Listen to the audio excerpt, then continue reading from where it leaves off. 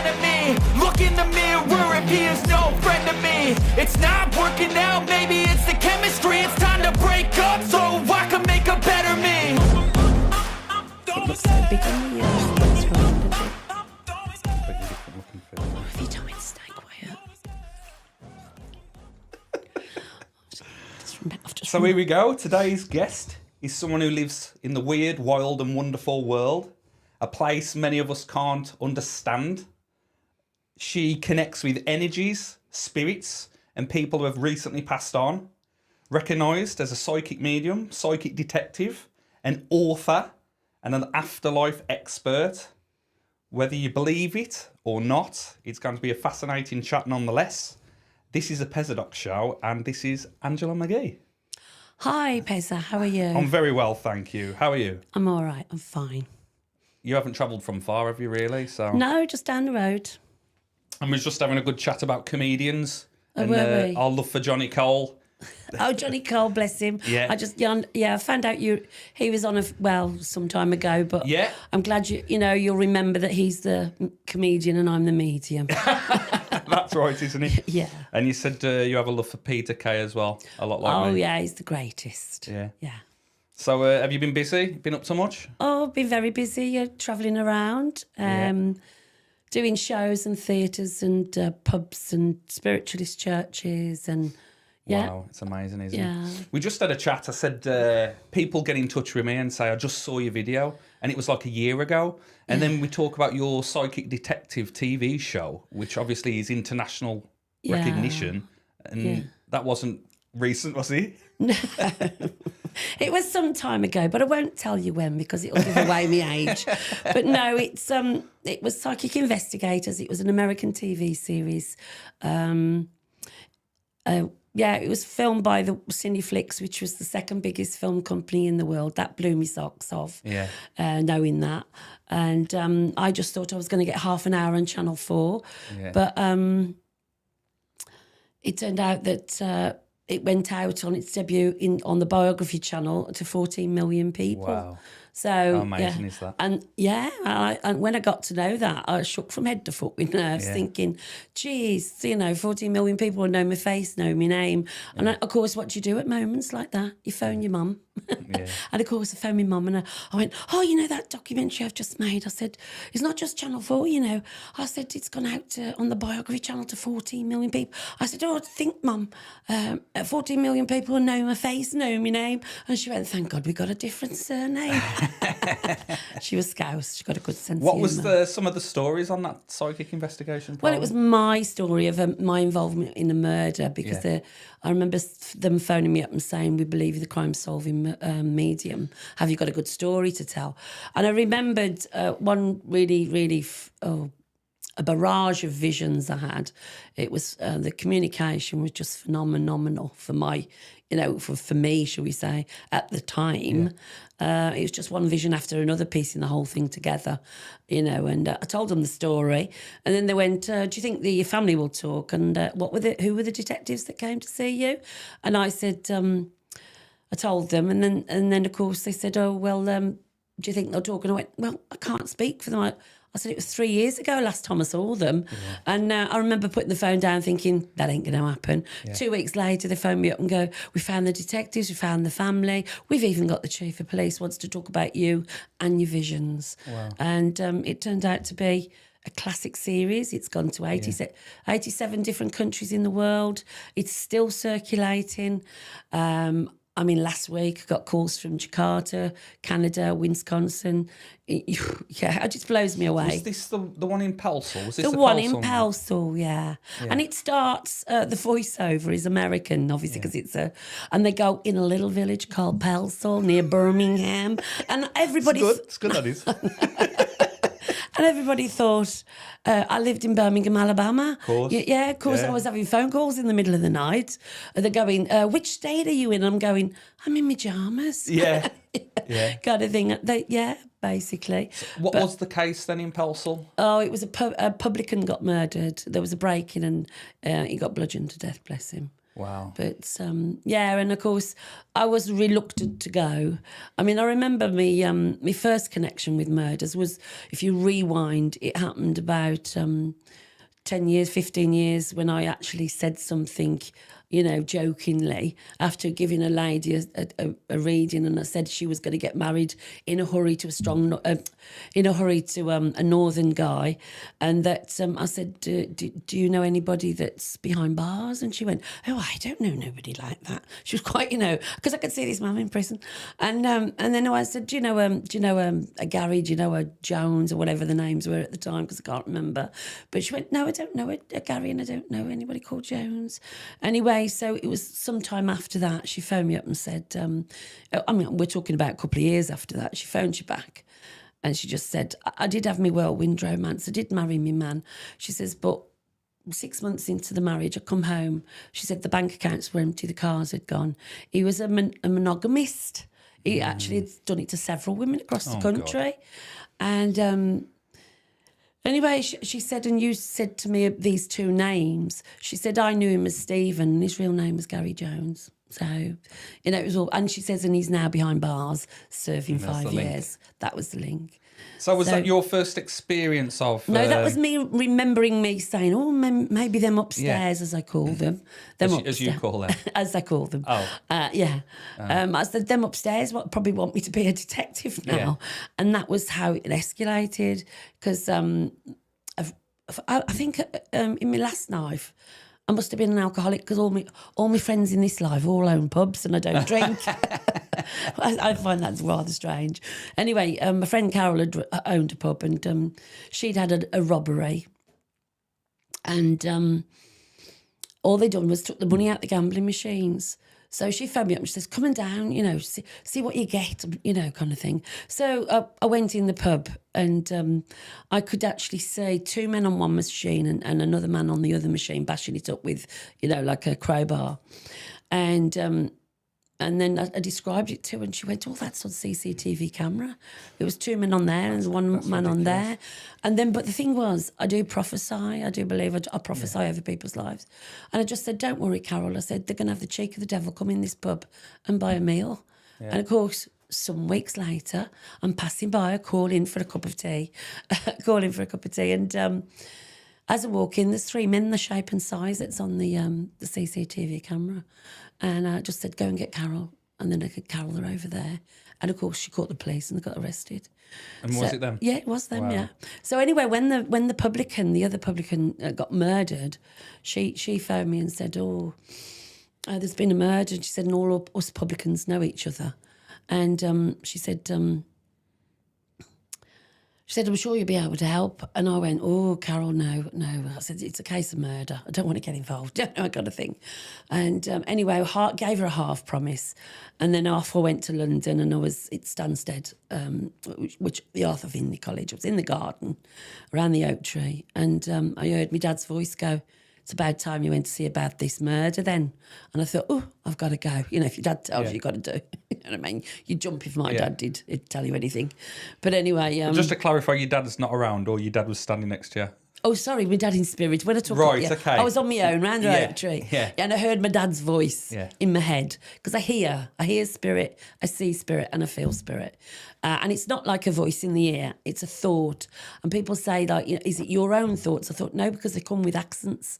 You know what I mean? Yeah. So I can hear the accent of them, whether they're strangers or whether you know them. So anyway, I heard him, and of course, with that, it was a Friday morning, 11 o'clock. I'm driving towards the pub, and my logic brain's saying, why are you going to the pub? 11 o'clock. Nobody will be there. Not the logic things. But I knew I was spirit-led. And as I turned onto the car park, I looked over at the pub. I saw three men climbing the black fire escape staircase and going up on another level and going through French windows at the top of the building. And I thought, it's three men that got in up there. And anyway, that gave me the courage to knock the door then. I knocked the door, and it just so happened that the victim's partner answered the door.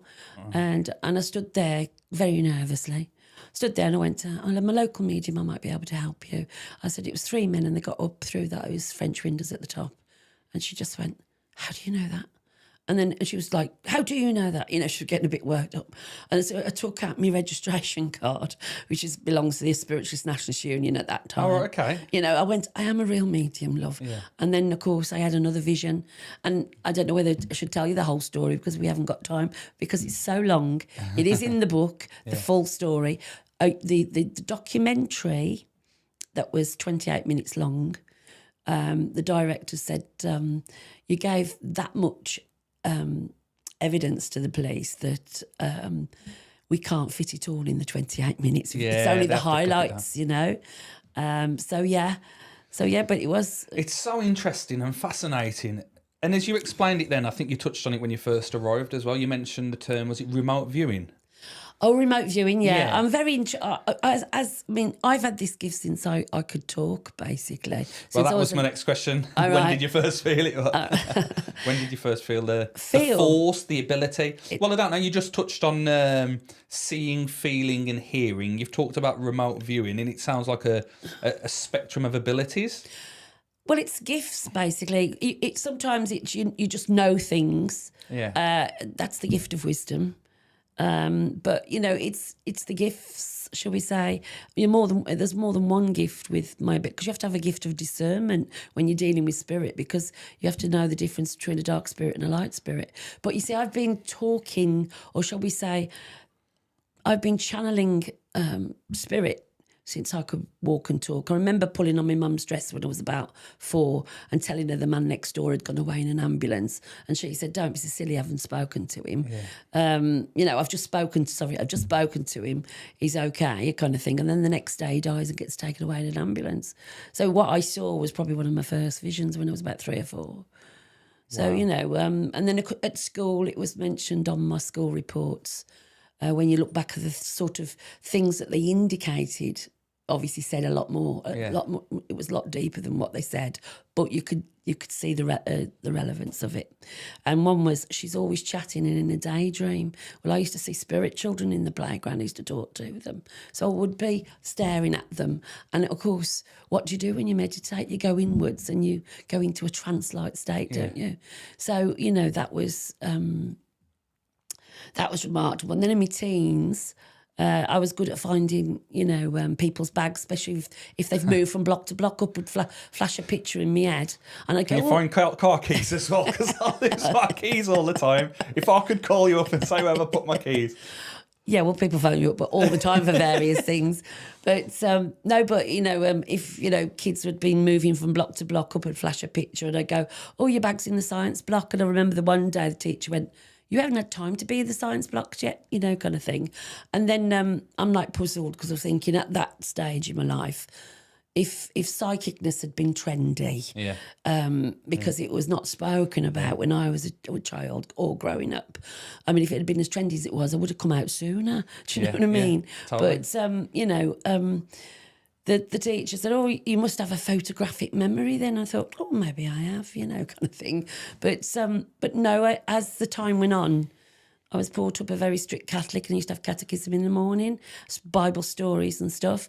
And so I discovered in the Bible there was premonitions, visitations and apparitions people were having. And I thought, oh, that's happening to me. But yet nobody was talking about it around me. Yeah, so you wasn't quite sure what it was.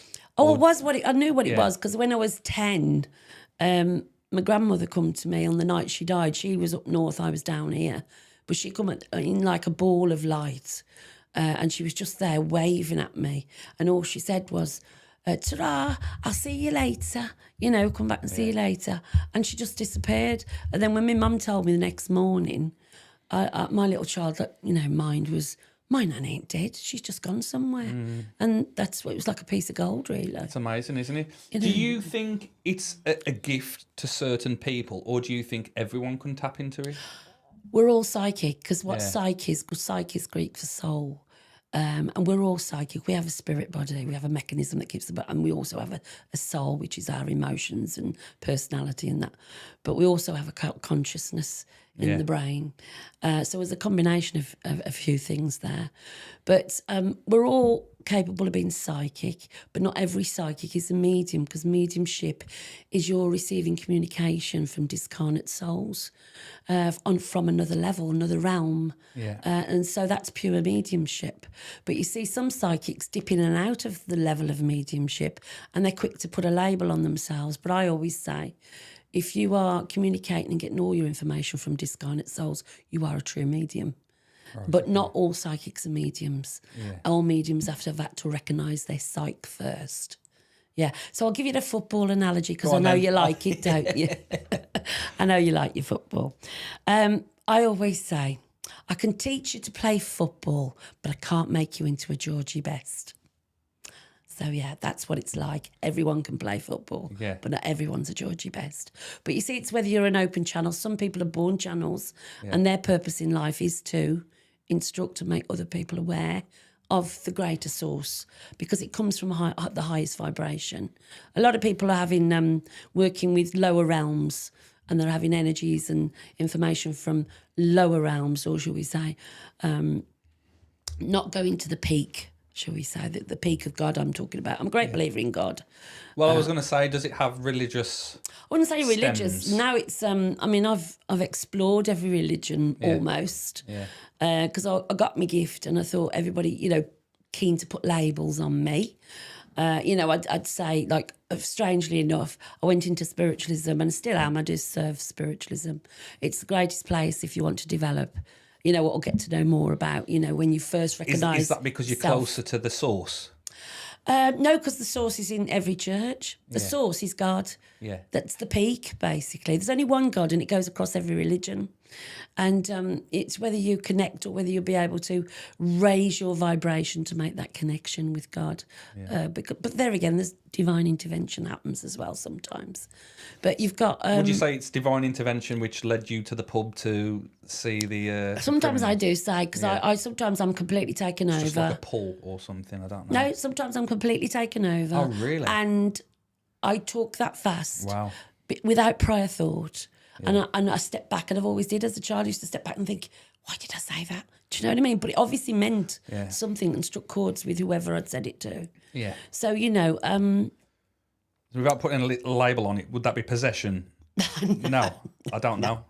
No, that's something later we'd talk about possession. Okay. But no, it's not. It's about making a connection. Yeah. Your soul and their soul making a connection, blending together, and, you know, swapping communication, basically. Amazing.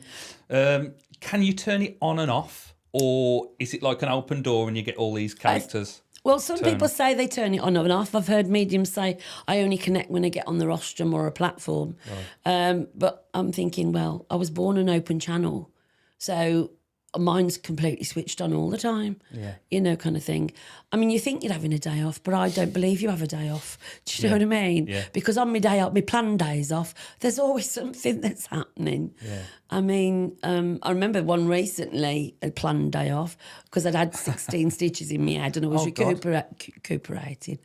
And I thought, I'm not working today, I'll just chill out. What did you do there, though? 16 it was an operation. Oh, right, okay. I mean, anyway, I sitting there chilling out, feeling sorry me phone. Just, you know, as you think, phone kept ringing. I thought, shall I phone it up? But I picked it up, and it said PA USA. And I thought, PA? Oh, that stands for Pennsylvania. Yeah. And then I remembered, I thought, I was on radio show about over 10 years ago on Pennsylvania radio. And I thought, won't be them, because 10 years has gone by. But anyway, curiosity, I pick it up, and there's this poor girl on the end saying, my brother's lost in the water. Can you help me? And he said he's been missing for 5 days. He said we went swimming and a current took him under, kind of thing. So anyway, I said to her, oh, love, I said, I don't feel too grand. I didn't say anything. I just went, don't feel too grand at the moment. I said, but I promise you, if I get anything, I will, I will call you back. And out of curiosity, I said, where did you get to hear about me? Because I always ask people that. Yeah, of course. And she went, well, I went to a psychic in Pennsylvania, and she admitted that she was psychic, but she said, I'm not that a specialist as, you need a psychic detective. And she said, well, do you know one? And the woman went, no, but I know a lady in New Jersey that knows one in England, which is me. Yeah. So it was almost like spirit had bounced across the earth to make me sit up and listen. And I thought, oh, I must have something for her because it's come that, via somebody else from the other side of the globe. But so anyway, I put the phone down and I knew what to do. I just walked into his office, got pen and paper, and I started drawing. Well, I can't draw, but it was very, very primitive. Yeah. I drew this river and it went to a fork. There was a bridge in front. I knew then Pennsylvania was that side and New Jersey was the other side. Can I just ask, is this where you let your hand just go? No, not really. It was just that. No, it's not. No, it wasn't like it was taken over. The thoughts that came without prior thought. Yeah. And I started drawing this river that went to a fork. I knew that New Jersey was on one side and Pennsylvania was on the other side. But there was as the river went under this bridge, it went to the fork. And then, of course, I drew this. It was a bit like matchstick drawing because I can't draw that good. Mm-hmm. But then I was told he's on the New Jersey side of the river. And then all of a sudden I had one of my visions to confirm it. And all I saw was a piece of navy blue material floating in the water with a pink logo on it. Yeah. And I thought, that's him. He's in the reeds on the New Jersey side of the river. And that's all I had to that's all I had to know, really. So I phoned her up and I said, look, love, and then I prophesied and I went, your brother will be found this weekend. I said, he's on the New Jersey side of the river. He said he's about a mile down from the bridge in an area where the rescue has already been, right? A bit like another case locally. Yeah. But in a place where he's already been. I said, and that's where he'll be found. And I just went, what was he wearing that was navy blue with a pink logo? And she went, he only had one piece of clothing, that was his shorts, navy blue with a pink logo. Well, anyway, she's screaming now hysterically. And she just went, just tell me and I'll go and get him. And I went, it doesn't work like that because your life is set in stone. I said, things have got to unfold. It's prophecy. This weekend, he will be found, believe me. And then all of a sudden I said to her, go and get yourself a pastor and pray. I says, because I believe in the power of prayer. And she just went, there's one on the way. Well, anyway, 10 hours later that weekend, he was found on the New Jersey side of the river, about a mile down from the bridge, just as I said. But I did say to her, I forgot that bit, did say to her, it won't be the rescue that'll find him, it won't be you, it'll be a passerby. And that's exactly what happened. Well, anyway, his name was Christopher Schofield. And obviously time went on after that. Obviously, a few weeks later, she sent me a picture of him. And it was a picture that was last taken with the river behind him, the one that took his life. And it was late at night. Mm-hmm. And the picture's so beautiful. I mean, if a picture could tell a story, that did. Because the moon was shining and a beam had come down from the moon and it hit him in the centre of the forehead. And it was just like a sign saying, my time to go back to the light. Beautiful, yeah.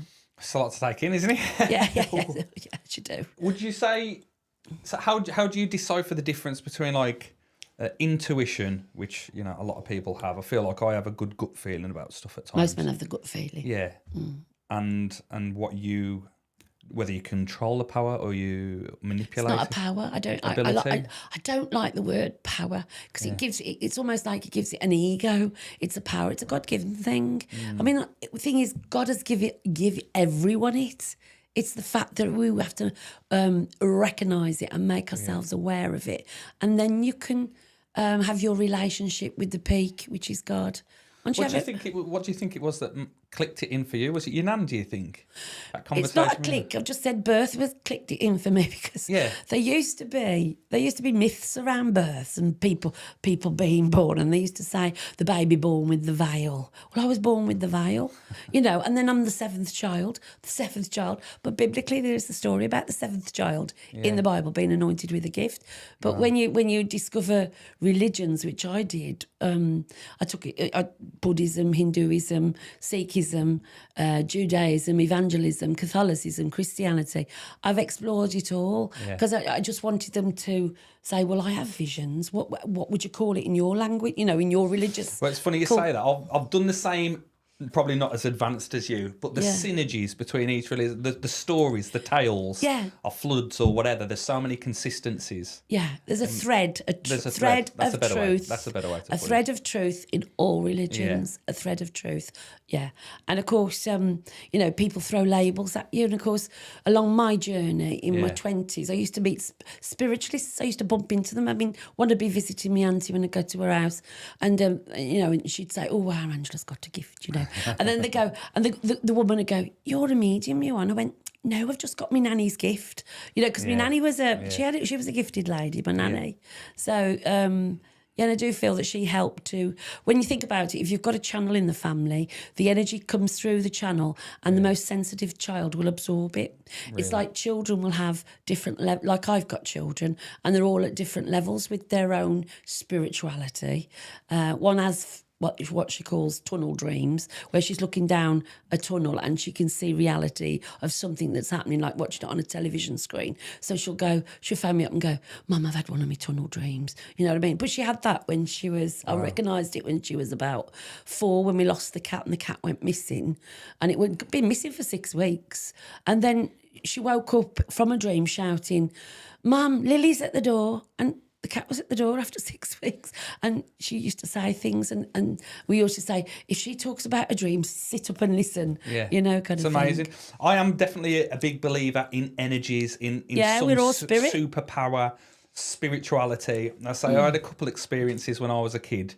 After a football match, we all got in the car, and this was back in the day when there was like no seatbelts, 3 kids in the back, my mum and my dad in the front, me and my mate was in the boot. It was a very different time. And I says, we can't go down the road here. We're going to have a car crash. Oh, wow. And everyone says, what are you on about? And I don't do this. I never said this at this point. I was very young, maybe 9, if that. I said, we're going to, at the traffic lights, have a car crash. And now I don't know whether that makes things happen. I don't know. And we did. We went round and somebody cut the lights. My dad was very safe, because it's a strange thing to say. And somebody speeded through the lights, tried to jump them, hit the back of us, span us round. Everybody was took it to hospital, apart from me. There was nothing wrong with me. And it just blew my mind. And that was one of my moments as a kid. I had a second. Me and my mum was watching the telly. And I've got up, went into the middle of the living room, and my mum's favourite song, Madness, came on, and I started dancing. I've turned around, and I'm asleep on the sofa. And I look at my mum, and she's watching the telly, and she's looking at me asleep.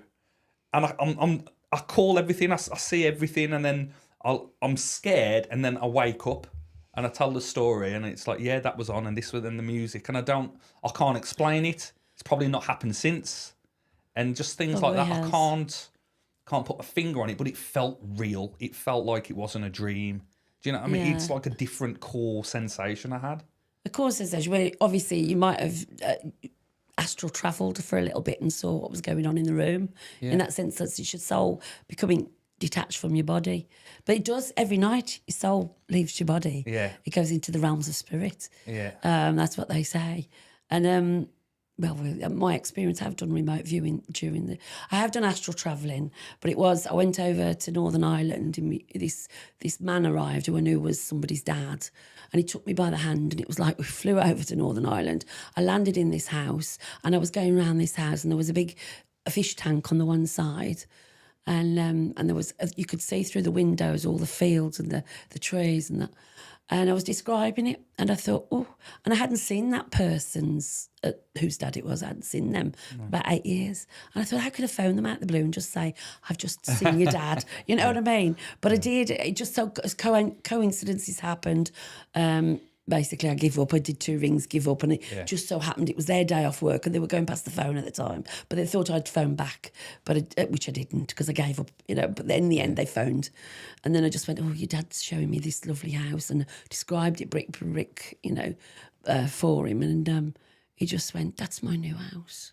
He said, I always thought, I wish my dad was here to see this, and of course he did. He came to see it, but But what is it? Did he just want his son to know that he's seen it? Of course, to know his success, because he'd bought this, big house. But is it not using like an energy source? Do you have like a minimal attempts to use it? I don't know. No, it's always that your soul is always with you, isn't it? Right. Your spirit body and your soul is always within you. Yeah. You are just the physical body is is your temple, basically. Is your caste, and that's what you're in, and that's where your spirit lives and your soul lives. And occasionally it'll leave and travel while you're sleeping, and meet people. It's amazing, isn't it? But you do go to the realms of spirit. Do you have any specific spirits coming? Do you have like characters, spirits come and always talk to you? Do you have a? No, they're not always talking No. to you. They just. Right, there's like precognitive, it's called. It's like an instant knowing. It's just that you say things. Yeah. That's the majority of my time. And then other times I can just hear them say sentences. Sometimes it's full on. I mean, there was an experience where I was flown from Newcastle. From Birmingham to Newcastle. I mean, I never knew the flights existed. Do you know what I mean? And they all were expensive. But it was by a family whose son had been suspect murdered. And they wanted to know. And I always say, tell me nothing. I said, I like spirit to tell me, basically. Well, anyway, the night before, this couple was spending a lot of money to fly me from Birmingham to Newcastle. And I got down on my knees and I prayed and I just said, look, I need to know about this boy. You need to give these people what they need to know. Because, I mean, a medium doesn't profess to know everything. They can only give what they receive. So with that, I'd said my prayers, I'd gone to sleep, and then all of a sudden, in the middle of the night, I saw a body lying on the floor, but there was a light shining down on his right arm. And I thought, something about this lad's right arm. It's the whole of the issue is around his right arm. So that flashed up. And then, of course, Sheila, his mum, said, David, her husband, will meet you at the pet airport. He'll have a card with your name on. And, of course, I was flying over. Actually, it was the business class. So I had champagne breakfast. It was really nice. But anyway, I remember coming up down the gangway and looking for the man with the card with the name on. Not there. And, of course, I just went straight up to this man. I tapped him and I went, David. And he went, he said, how do you know my name? I went, I am psychic. Do you know what I mean? But anyway, that instant, we got in the car and it was just the whole of somebody sitting next to me. I could feel his presence and he was full on in my ear. And all he said was, that's my dad, that is. He's been married in a Geordie accent. I mean, I just about understood him. But he just went, that's my dad. He's been married twice and got 5 kids. I went, David, have you been married twice and got 5 kids? And I went, it's your Baz. And he went, why, that's my boy. And Baz is his name.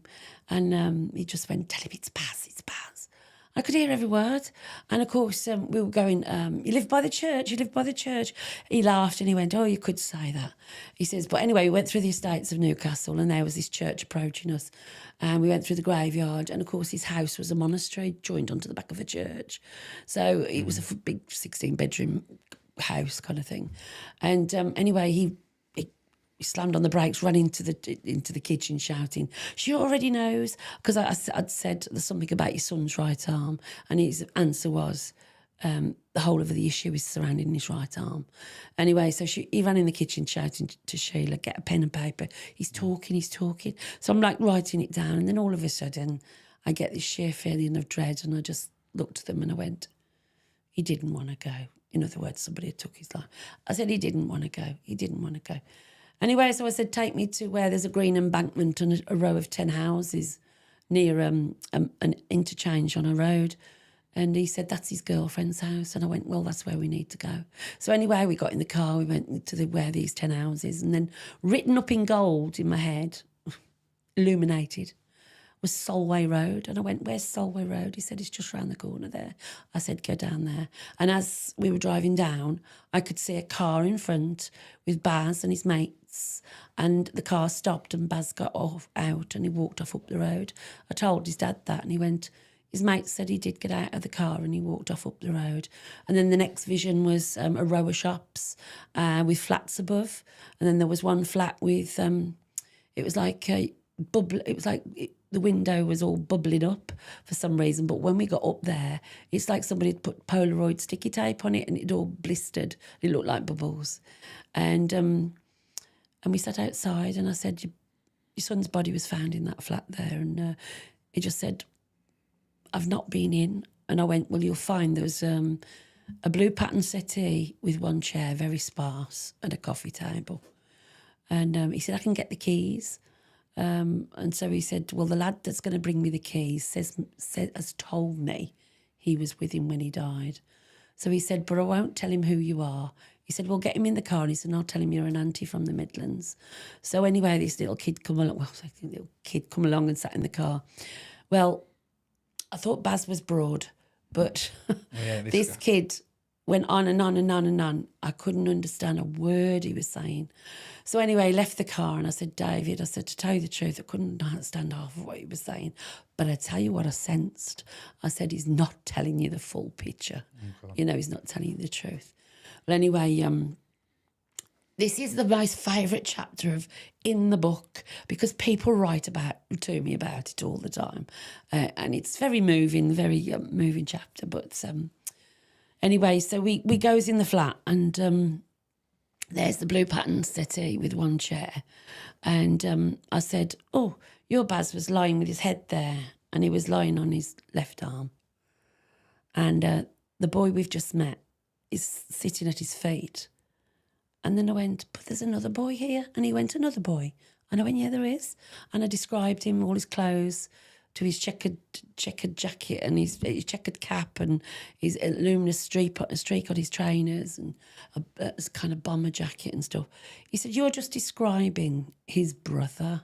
They're always together. So he was covering up for his brother. And I said, no, he's definitely sitting in that chair and the boy we met in the car sitting at his feet. Anyway, the next part of the vision was the two lads stood behind the settee, picked up his right arm and injected him with a lethal dose of heroin. But, yeah, so, you know, the coroner said you cannot, if you're found lying on your left arm, you can't inject yourself with your right hand into your right arm. It's an impossibility. So that was the answer, you say. But then, of course, Baz... Was it murder, though? Was they trying to kill him all? Still an open verdict on that one. But no, but there's your evidence. Yeah. But no, and then, of course, because it wasn't dealt with, there was a lot of legislation and a lot of complaints about the police, how they dealt with it and stuff. So that's another issue, you know. But, yeah, so David, sat in the chair, well, settee where his son had passed and stroking the arm.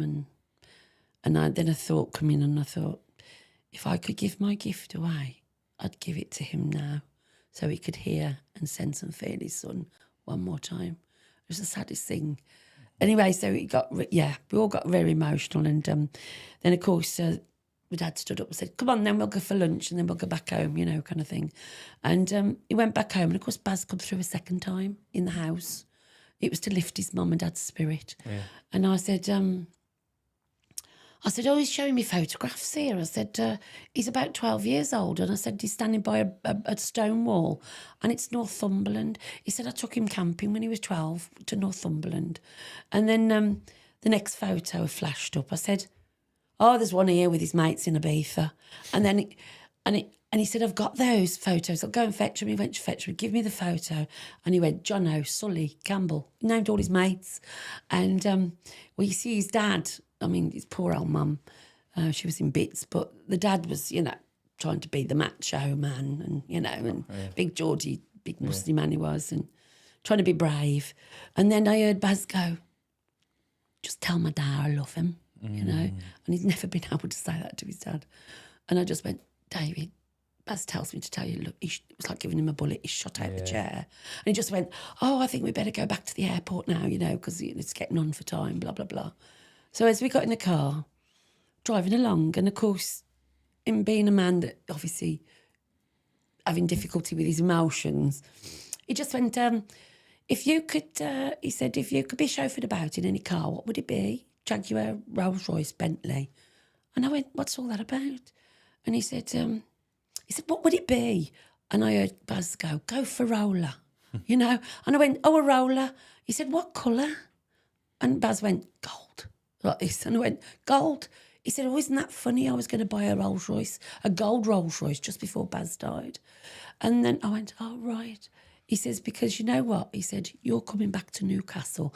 And when you do, I'm going to chauffeur you about in a gold Rolls Royce. Anyway, put me on the plane 2 weeks later. Sheila's phoning me saying, He's bought that gold Rolls Royce and he's got Baz on the number plate. Yeah. I've got photos of it. Baz on the number plate. He said, I want you to come back up. And anyway, we went up and she was 1 of 10. And he Champagne first class again or not? No, it was train this time. I took my was it? daughter because he wanted to meet me with the car and take me all around Newcastle. Oh, lovely. So I took my daughter up for the weekend and it was a family get-together. And he was 1 of 10, she was 1 of 10. So there was a bit of a party going on in this big kitchen. And Baz was dancing. He was dancing amongst them all. Do you know what I mean? Yeah. And I was. That's amazing. I was showing him what dance he was doing, and it was like a funny dance. Yeah. And he goes, "That's his golf dance." He come back with Ibiza with doing that, a golf dance, like a swinging his arms, like you would do in golf. And it's amazing, isn't it? What do you think the importance / significance is of having your spirits raised, enlightened? It seems like these messages which come through are always to raise the spirits of the ones who are still here. Why does it matter? It does matter because we live in hope, and if you haven't got hope, you're on a self-destruction button. Yeah. If you haven't got hope in life, hope about anything, about hope of a better future, hope for, because that's what religions give us, hope, and that's what spirit gives us, hope that one day we will be reunited. We definitely will. But what's the importance of hope then? Is it just the desire to feel better, or to lift others up around you? I mean, that's the one thing you say about the nation. It's part of being a human being, having hope from the moment you're born. Yeah. It's part of being, other aspects of us. Like, it's like I used to work with children in care, and quite often, not quite often, all of them think it's their fault 'cause they're there, And so it's a self-destructive button. So, they think it's their fault that they're there, basically. I came along and touched on the director of social services and said, look, we see that the 5 dimensions of being a whole human being is educational, psychological, emotional, physical, and the 5th most important, spiritual. And it's the spiritual, it's the spirit that gives us hope. Yeah. And it's an important ingredient of being a whole human being. And you need hope for the future. Everybody needs hope. Yeah. It's a bit like my detectives when they come to the house. I just went, before you ask me any questions, I said, what's your belief system like? And the one bloke went, well, blaming the wife. He went, well, the wife took me to see Colin Fry. And I went, oh, well, so you've seen how a medium works then? And then and the little fella, because there's always a sidekick, a little fella. And I went, what about you? He went, no, love, I just believe what I say. And I went, oh, I feel sorry for people like you. There must be a void in your life somewhere, Gives you a gap and a space. Yeah. Yeah. So what, I think the big question is, what happens then when we die? Well, we transit, don't we? We transit to another realm. We met up with that. Usually there's a greeting party. There's usually, I worked with the terminally ill and the dying in a nursing situation. And I used to see the hand go up and they call the name of someone that I know has passed before them. The temperature of the room would drop. There'd be, things going on, there's physical signs. If that's not good enough with they're fixated on looking at someone and calling the names and that they've come to collect them.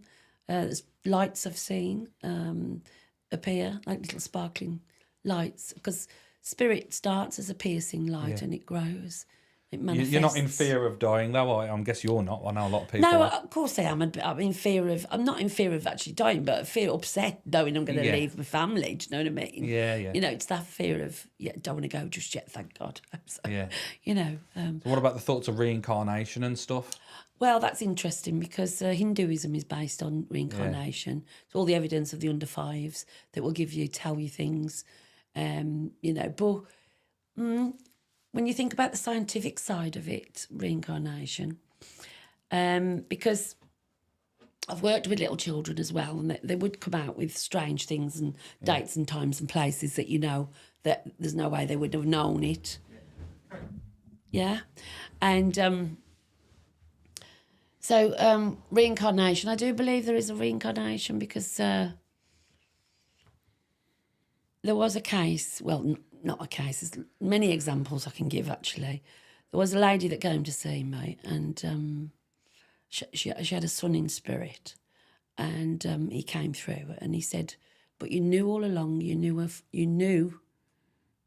I was going to die from the age of 3. Well, anyway, she tells me the story then. She just went, when he was 3, he just said, Mum, he said, when I get older, I'm going to kill myself. And she, at 3 years old, she went, don't say that, don't be so silly. But it always lodged in her head. But then she said, well, on the night when 2 policemen walked down the path, that little boy's voice just played it over again. She just instantly knew when she opened the door. She said, it's my boy. But you see, that's about being predestined. Things are predestined for you. But reincarnation, I do believe souls come back to the same family, basically. So if things are predestined, what's the point in doing anything? What's the point in trying to change what you do? What do you mean to change what you do? But you don't know, conscious or subconsciously, you don't know, do you? Because so we're all on a path anyway. We're all on our own individual journey. And is it predetermined, though? It is predetermined. It is. It is predetermined because no matter, like your car crash, you saw it coming, but you couldn't change it, could you? It happened. Like I foresaw my own tragedies, and they happened. As much as I knew, I kept quiet about it, didn't want to say, didn't want to talk about it because I knew. But I think the way I understood it, God was showing me to lessen the shock, basically. Because if it had just happened out of the blue, I'd probably be in a worse state than what I was. But I think that begs the question, like, why though? Why does the most horrible things happen to certain people, and then they have to suffer? The families have to suffer. And I suppose with that thought process, you're saying it was always going to happen. That's a bit deep, isn't it? Well, no, I am a bit deep. That's what I do. No, but well, I didn't think I was going deeper than that. But what I'm saying is everything is predestined. And they say, oh, why do horrible things happen? Yeah. Well, we're actually living on a negative plane. You can label it with different religions. I mean, Christianity tell you it's a hell plane that we're living on. Really? Yeah. Yeah, because think about it. If I'm going to go religious now, think about it. Go for it. I love it. If at this period of time in the Bible's books, Jesus has gone into the desert. He's met the devil, and the devil shows him the world and says to him, "Follow me, and I'll give you all this." This is his plane that we're living on. Wow. This is why we're suffering. But there's a constant battle every day between. Well, Jesus' spirit is the most powerful on earth, or shall we say one of the most powerful, the powerful one that still works on earth. I've seen miracles happen in his name. Yeah. So, there's a constant battle between dark and light, yin and yang, negative, positive, constant battle on a daily basis, happens every day. And always remember that light always overcomes dark.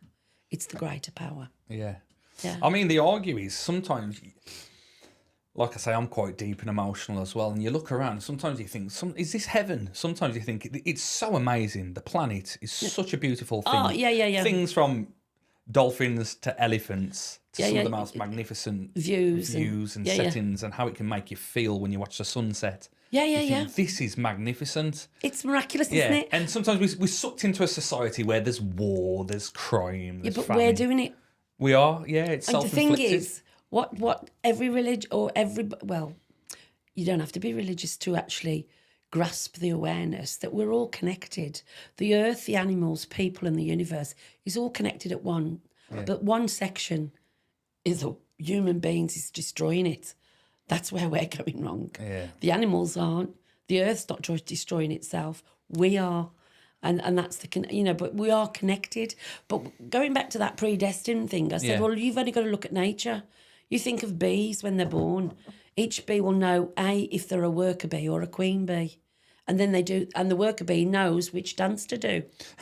Do you know what I mean? So it's like we know which pathway to go because we do. Yeah. It's the turtle which is born and goes to the ocean. It knows instinctively that's right. to go to the ocean. Or the baby kangaroo to jump in the pouch. That's right. There's things which you can't explain really, but it's inexplicable. Your core. But the thing is with science, it'll take a millennium of a millennium, that as well.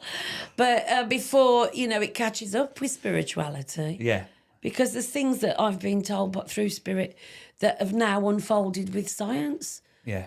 Because, years ago, we're talking decades, they used to say, when does the spirit enter the body? Oh, the body. Yeah. And I heard my guide say, at conception. Well, anyway, a lot of myths going about was, when the baby takes its first breath, during pregnancy, blah, blah, blah.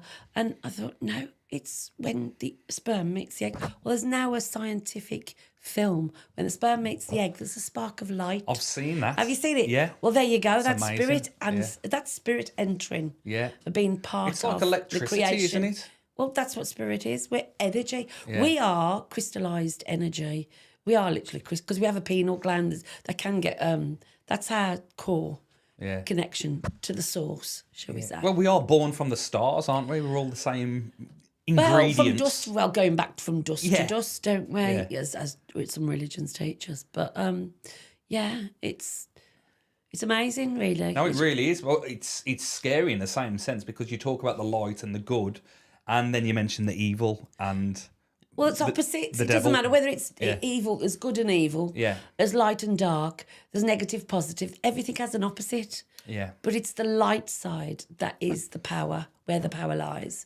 I agree with that, yeah. Because within us all, we're made of... We've got enough electricity in our body to light a town. Did you know that? The electrons in us, basically. It's amazing, isn't it? Yeah, it is amazing. But I mean, do you only get tapped into by that higher energy source? No, the we're good? all tapped into it. It's whether we discover it, and whether we can work with it, and whether we can relate or succumb to the power. That's what they say, succumb to the power of God. But I mean, your experiences, have you ever experienced evil entities? Oh, right. No, only, no, it depends what you call it because every religion has got different names for it. Yeah. Do you know what I mean? Whereas, to cut a very long story short, which takes a whole book, which I'm working on at the moment, there was a case of a poltergeist in a chain store shop in Walsall. And it made Sunday papers, the story, because I took two monsignors from the Catholic Church, two top exorcist priests in the UK, to it at the end because it'd been going on for three years, energy in the shop. The people used to have to go in the shop and put the shop together every day because it was destroyed. They were hanging off the clothes. Yeah, literally. But but it went on. They had every denomination go. This is what succumbs me to the power because little old me, it'd been going on for 2 years. They'd had every denomination in. They even had a man doing a ceremony with red peppers. I haven't discovered that one yet, but I'll have to read up on that one. But so anyway, so nothing was happening. They even had the scientific side, which was the paranormal people with the EMF meters and the cameras and all sorts. They had them in, and of course they couldn't set up because the draining of the batteries just went instantly. Just couldn't do it. Whatever was there was draining the batteries. So anyway, it was an energy. So out of the blue, to me it's mind-blowing because somebody went in that shop. I'd never heard of it. Somebody had gone in that shop, there must have been a client of mine because they had a card and they put it on the table and they said, I've heard about your trouble. This lady might be able to help you. And I thought, and then she phoned me up and went, well, somebody's handed your card, you might be able to, it's been going on for years. So anyway, I went in and assessed it. To cut a long story short, it was phenomenal. It was, Whitney, you ain't going to see this again. Yeah. No one would. Have you ever heard of the Enfield Poltergeist? I don't know why, but that Enfield has just been going through my head. Yeah. Oh, well, that was a documentary in the 70s and it was phenomenal. Yeah. Yeah. Well, this was just as bad, if not greater, the power of it. The power of it. Anyway, I went in, did what I normally do, which is a little ceremony and a blessing, and I left a crucifix behind. And anyway, so I went in and then, of course, I went in, went home, and all my electric went off. I thought I got a power good. Not the man next door. I said, is your electricity? No. And I thought, uh-oh. You know what I mean? I thought, this has followed me. And anyway, things were being thrown across the shop. Things were moving. Brackets that was solid screwed shelving units that were screwed to the wall came off the wall. All in Walsall. Yeah. Oh, yes. You never know that. But I'd say something. It made headlines. It made Sunday papers. It was all over the shop, all over the place. Anyway, I went in a couple of days later. I kept going in because I kept seeing it. Of course, the staff group was screaming. I didn't scream because I'm like, my logic brain's going, I didn't see that. I didn't see that. Yeah. You know, and I was so used to energies and certain things about spirit. So I didn't have the edge on it, but when I went to throw the holy water, the top was off. It wouldn't come out the bottle. And then, of course, went into the staff room, went to the front of the shop, went back to the staff room. Within 2 minutes, the tables and chairs were turned over, stacked up high. And then there was this gallon jar, I'll never forget, gallon jar of Kiora for the staff, right? Third time I went back to the corridor and it was all over the carpet. Went into the staff room and the Kiara pot was still sealed and yet it was empty. So, you know, there was things like that going on. And then I'm like, oh. And, of course, I woke up, I went home, thought about it, prayed about it. And then I woke up with my guide going, you're playing with dynamite. I thought, And that was it. I phoned Birmingham Cathedral and asked for 2 specialists. I couldn't say the word exorcist because it was a bit spooky, you know. And I just went, there was a woman that answered. I just went, look, I'm a medium. I go, you know, I do house blessings and various things. I said, I sense, you know, what's bothering people and, you know, over time it'll just disappear, blah, blah, blah. So I have a success rate. I said, I know what I sort of have a success rate. And I said, and I'm involved with a shop and it's phenomenal, you know. And I said, no, I do feel I need a specialist priest. And then she went, oh, love, I'm the cleaner, but I know you want. Yeah. She went, it's Father Louis McRae. He specialises in these things, she said. Yeah. And she said, and Father Hugh Sinclair, who is the director of Oscott College, where they train priests. So these are top men, really. Because that's what the Catholic Church do. The only high-ranking ones that get the real training. The grassroots priest will just come in and do a blessing, but they haven't got the power in a sense. Yeah. But anyway, I got involved with these 2 priests. The director of the company, the shop, the chain store, he lived in London. The manager had told him there was a medium coming in with these priests. He wanted to know what it was all about, but he said, I'm going to come and meet you. And, of course, because he says, I've been hearing about these pranks going on in the shop. He thought it was just pranks. So he came up from London, met me on the Saturday afternoon, and I just said, OK, you just stay here for a couple of hours. I'll go shopping, I'll come back. And when I come back, he was drained. He was as white as a shade. He said, I don't know what it is, but that thing threw at me, you know, that kind of thing. So anyway, I said, can I make a documentary about this? And he went, oh, I don't know what it's going to do for my business.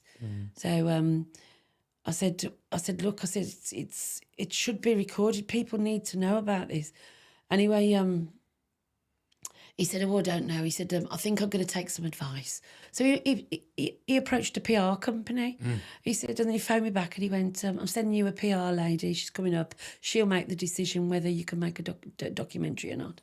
Anyway, on the Sunday afternoon when all the shops were shut, me, the priests and all the staff group, every one of them all had to turn up and all had to go in, do a ceremony.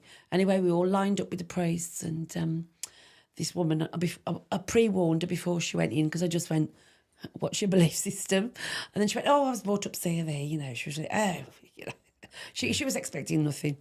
Anyway, so we were all lined up and then all of a sudden this metal bracket pings across the room and she's hysterical. She's screaming, oh my God, who threw that? And they went, there's nobody else here, you know. And then she went, oh, you can't have a documentary about this, she said. She said, you'll have every Tom, Dick and Harry coming in here saying something's been thrown of it. She said, besides, she said, it's a children's shop. She said, you know, we can't be seen frightening children.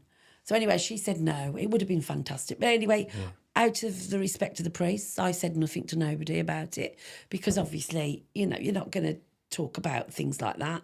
And of course, it was about 2 years down the line, two years down the line, somebody, oh yeah, that was the link. It was October time.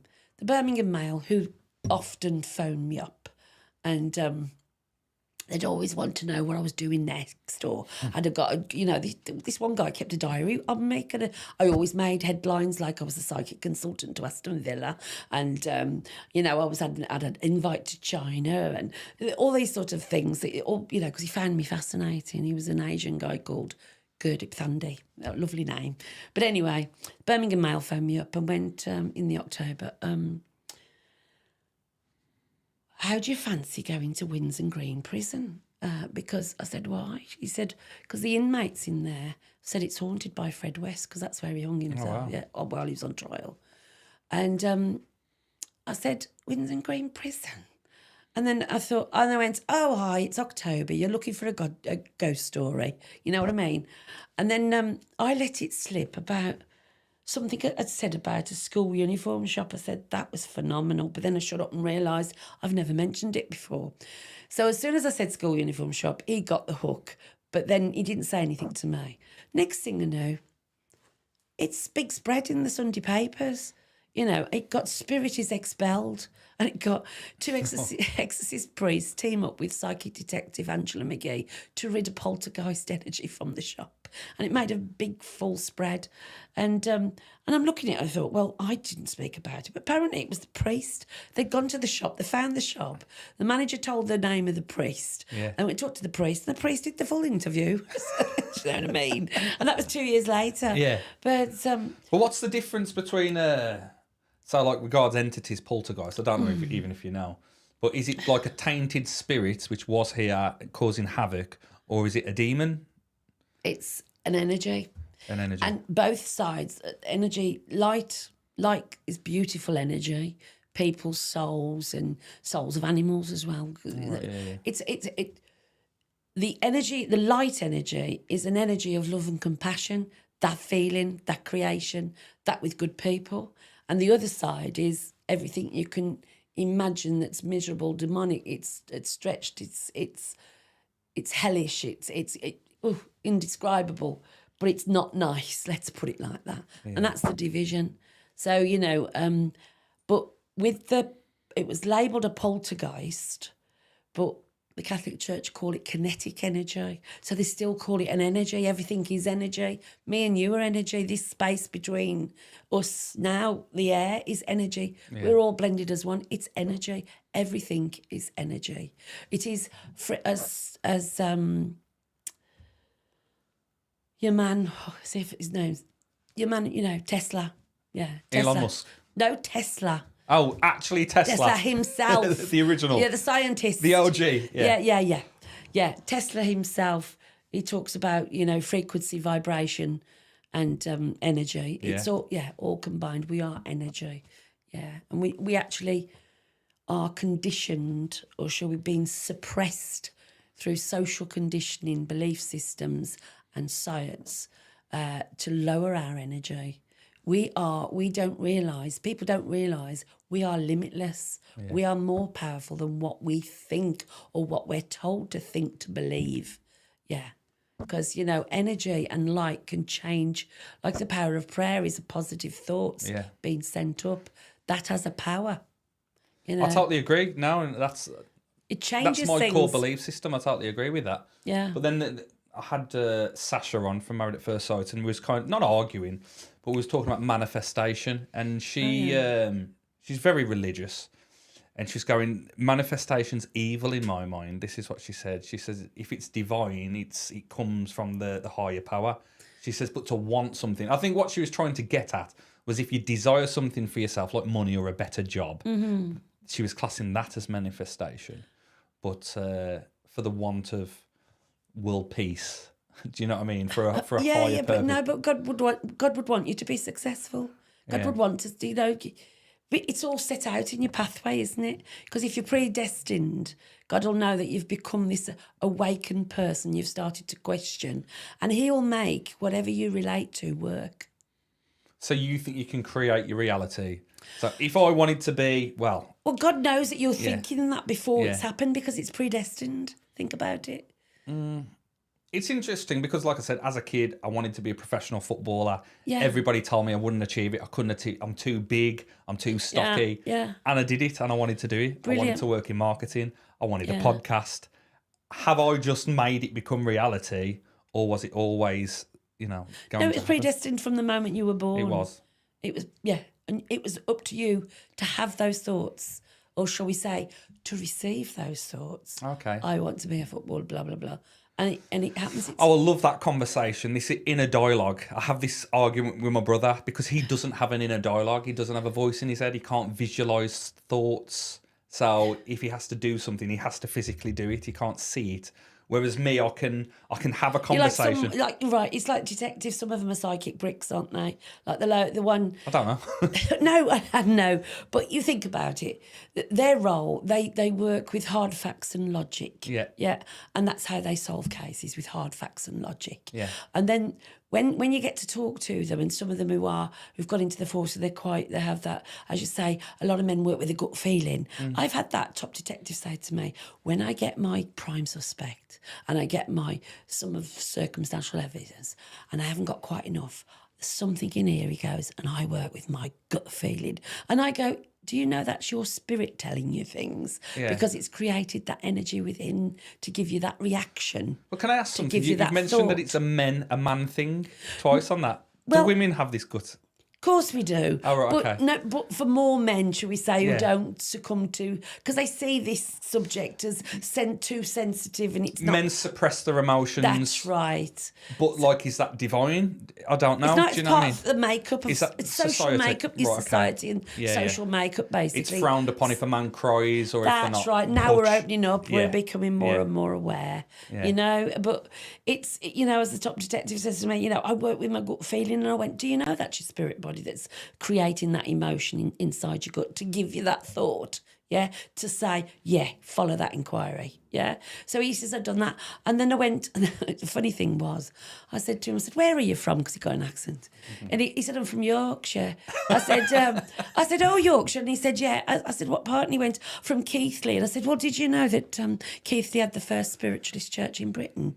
I said, there must be some spiritualists in your family tree coming from around that area, you know. So that's why he was getting attuned to his spirit, basically. So do you think the voice is in my head are me or something else?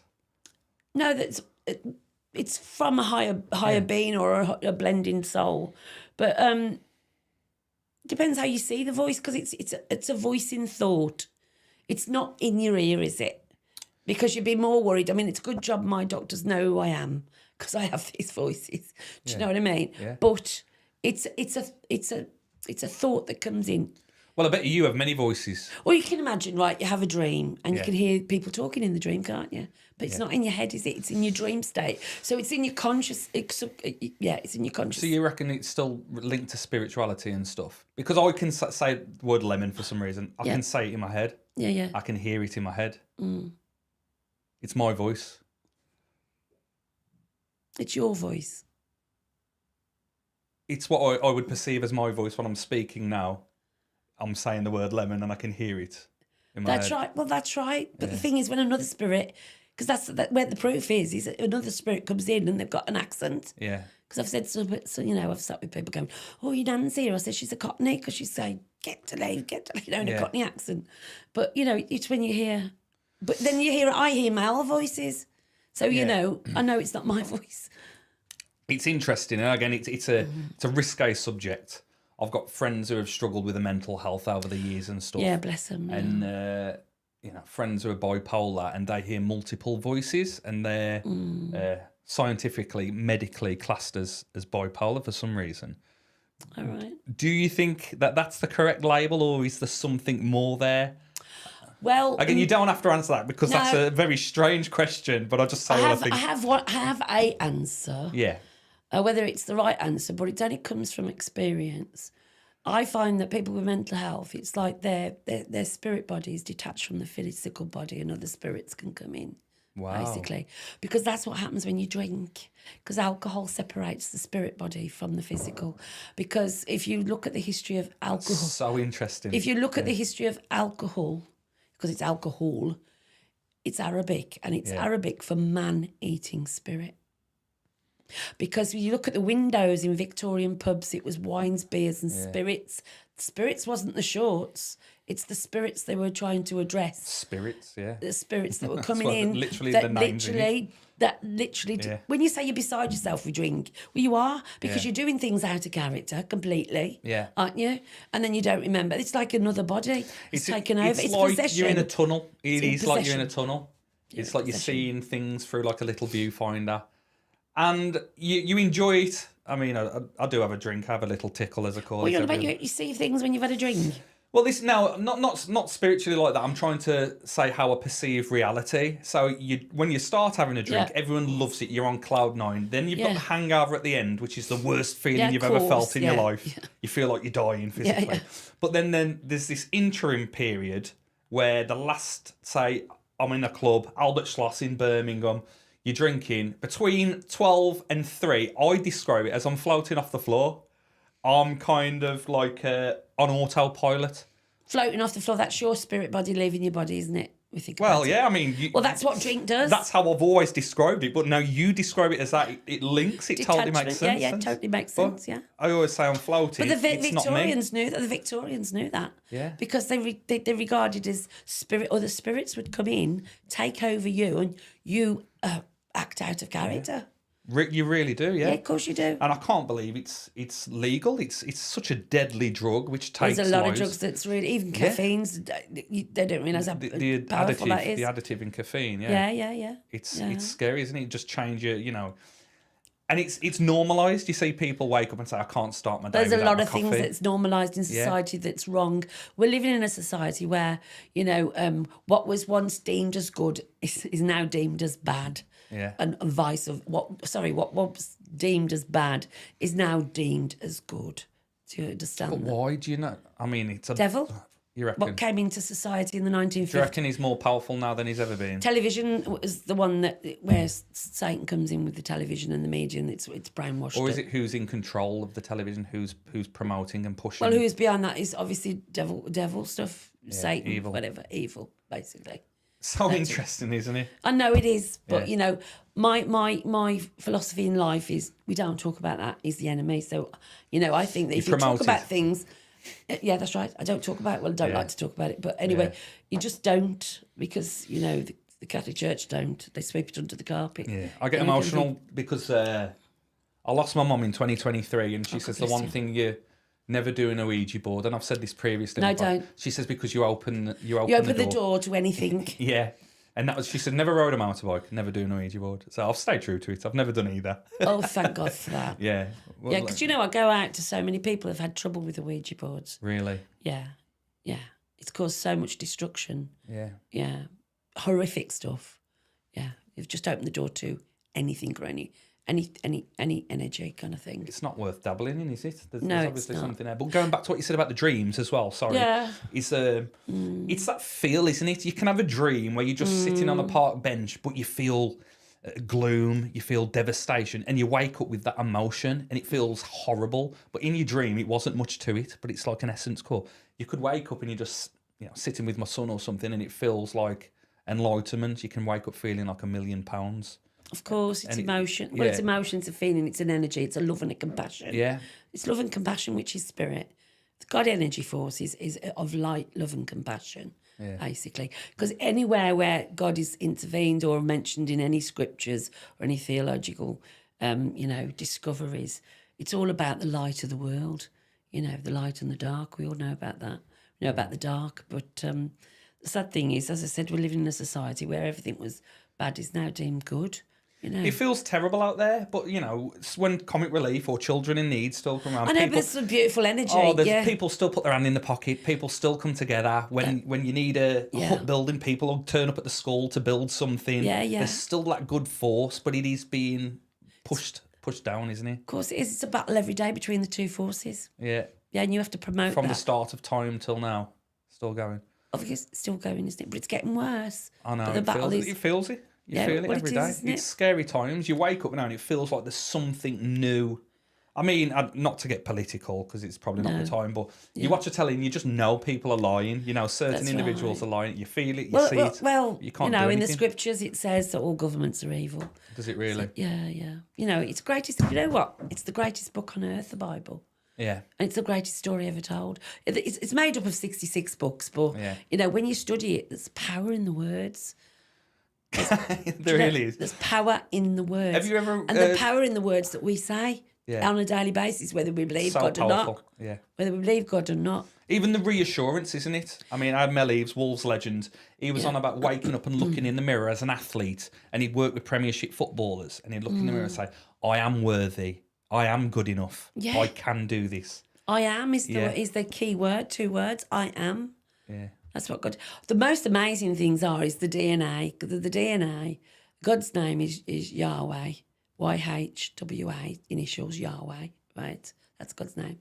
But in DNA, they have found a pattern in it, which is written in Aramaic, which was the language dialect of the time of Jesus, and it says YHWA. It's written in our DNA. Do you reckon it's signs, secret little signs? No, like it's little, not secret. The Easter universe eggs. sends us signs every day. But this is what the science is discovering. Yeah. The signs in the universe. Science is just the catching science of God, the creator. Yeah. It's written in everything because everything that's designed, there's a creator behind it, isn't it? It's like when you create your artistic stuff, you're the creator, but behind you, who created you, there's a creator. Yeah. Behind everything. I love like you do a macro shot of a finger and then you do a macro shot of the tree cut in half, and it's the same. You do a shot of an eye and then a shot of the universe, and it's completely the same synergies. That's right. Within our body, it represents the universe. It blows my mind. That's right. There's some amazing stuff to look at. Yeah. And with DNA, I always tell everybody to go and get the DNA done because it's a spiritual journey. You'll discover a spiritual journey. What do you mean, get your DNA done? What would You I have to literally get your DNA test. Just like a blood test? No, like it's you have to produce saliva into a tube, about an inch of saliva. That's the proper DNA. Yeah. Send it away, and then they send you all the information. I think Ant and Dec did a special program on the DNA, and So not an ancestry program, an ancestry thing. No, it is ancestry DNA. Yeah. But you will find that it's with Ant and Dec, they found out that they were both related 1,000 years ago. I heard about that, 1,000 years ago. Yeah. But it was a journey they were on, and with the DNA that see this puts the slant on when somebody's transgressed to previous lives. In the DNA, there is memory of your ancestors. So if you were a child, your little boy started playing piano and he hasn't had a lesson, that's a memory of somebody in his DNA. Can you imagine the body, say, is only made up of so many cells, DNA cells, yeah? So it doesn't go like from your father to your grandfather to your great-grandfather. It doesn't go back in a direct line. It's a few strands from a person there maybe, 50 years ago, one from 1,000 years ago, one from 6,000, or, it can be any like, it's like the numbers on the lottery. It can be any, sort of in any order. But, so, your DNA is a spiritual journey. You will discover more about why you like the things you do in life. Why have you been to that place? Because your ancestors were there. But you wouldn't know that until you do your DNA. It's like genetic coding passed down. Well, or more passed or less. up. Well, down or up, or what you call it, whatever it is. But no example. I mean, two examples actually. My son's DNA was from Donegal. Went to Donegal to Glasgow, Glasgow to New York City to Brooklyn. He marries a girl from Brooklyn. Yeah. Do you know what I mean? He didn't know his DNA then. No. And then of course mine was like went from it went from Ireland to New York City, but in upstate New York, next to the village where his mother and father live, in the next village. You couldn't make it up, really, could you? That's why. No, that's what I'm saying. But another one was I had my DNA done, and I'm 70% Irish, 20% Italian, and I thought, where's the Italian come from? And of course, I'd already been to it, invited to a science conference in Italy, and in a place called Trieste. And the Italians were saying to me, "Oh, you're just like Italiano," because I talk with my hands a lot. Obviously, not got my hands. I've noticed, you keep pushing your microphone away and talking with your hands. You pull it towards you a little bit. Sorry, but anyway, so I talked with my hands, and they were saying, "Oh, you like Italiano," and I thought maybe they were sensing something because I went and had my DNA afterwards, and it came back Italian, so I had to go on the family tree to see where this Italian connection was. And it was a woman, one of my grandmothers going back 100 and odd years. Her name was Maria Schilas. Well, she came from the place where I'd been invited to the science conference. I didn't know that. So that's amazing. Do you think it's like a pull? You always get pulled back to your path? Of course you do, because you can go up a cul-de-sac and think you've made a wrong mistake. Yeah. It's still part of your journey because you cul-de-sacs that you go up. And is the mistakes you make, isn't it? Or shall we say, nothing is a mistake, it's a learning curve. It's the learning curves you do. It's amazing. I watched that the other day. There was a YouTube show. I can't remember the name of it. I'll have to pull it up. It was a couple, they've been married, had kids, and they found all this footage when one of the parents died. And in it, they met like several times from different states. And it was like, oh, we went to Disneyland, and look, that's you. And there was playing in the same play park. And then there was another instance, there was a photo outside a monument, and there was both on it. And I was like, these paths keep crossing. And then they've created, and I just thought, wow, you couldn't make it up. No, you couldn't There make it has up. to be something there. Of course it can't is. be I a mean, coincidence. it's just it's a fascinating world, isn't it? Miracles happen every day. As somebody said, like, we live on a blue planet. It goes round a hot sun next to a moon that controls the tide, and you don't believe in miracles. Do you know what I mean? Miracles happening. Well, we are a miracle. There's this more thought now that we're living in a simulation, is it now? You talk about genetic coding. I think there might be something in it, but I think they're using the wrong way to explain it. I think it's just labels. I mean, people are easy to put labels on you. Yeah. It's like me growing up or whatever. Oh, you're a psychic. And first of all, I got my nanny's gift. And then it was like, oh, you're a psychic, you're a medium. And then like in the Asian community, they call me little guru. I mean, the black man up the road, he calls me Moses. Do you know what I mean? That was nicknames, you know, like a prophet. Yeah, it's lovely. But, you know, and then in America, they call me angel messenger. Do you know what I mean? It's just different, you know, it's just different labels meaning the same thing, basically. But we're all spirit, we're all connected, and we all can become aware of a greater power, basically, that controls our life, basically, because we've agreed to succumb to the power as we've walked along the pathway. And we're enduring lessons and nothing but lessons. You have to grab happiness while you can, because it's in between lessons, and enjoy it, you know, kind of thing. But always, when something happens, you look at it and you think, what have I got to learn from this? You know, there's a purpose. Everything happens for a purpose and a reason. It's amazing, basically. isn't it? I'll have to tell you a football story, because you mentioned the football. Yeah. Right. I was invited on the BBC during the World Cup at a time when Rooney and Beckham were playing. Yeah. So it was that era. And they said, would you come on and make predictions about the World Cup? So I thought, well, the guy thinks I'm going to make predictions. I said, my gift's not on about making predictions. I said, it's about, you know, telling people there is an afterlife and a continuation of life, and get a lot of hope and comfort from it. So anyway, they linked up with this DJ called Philip somebody, I don't know. But all week, I'm always nervous wherever I go. And I'd got a picture of my granddad, right? And my granddad was a footballer. He only earned £2 a week.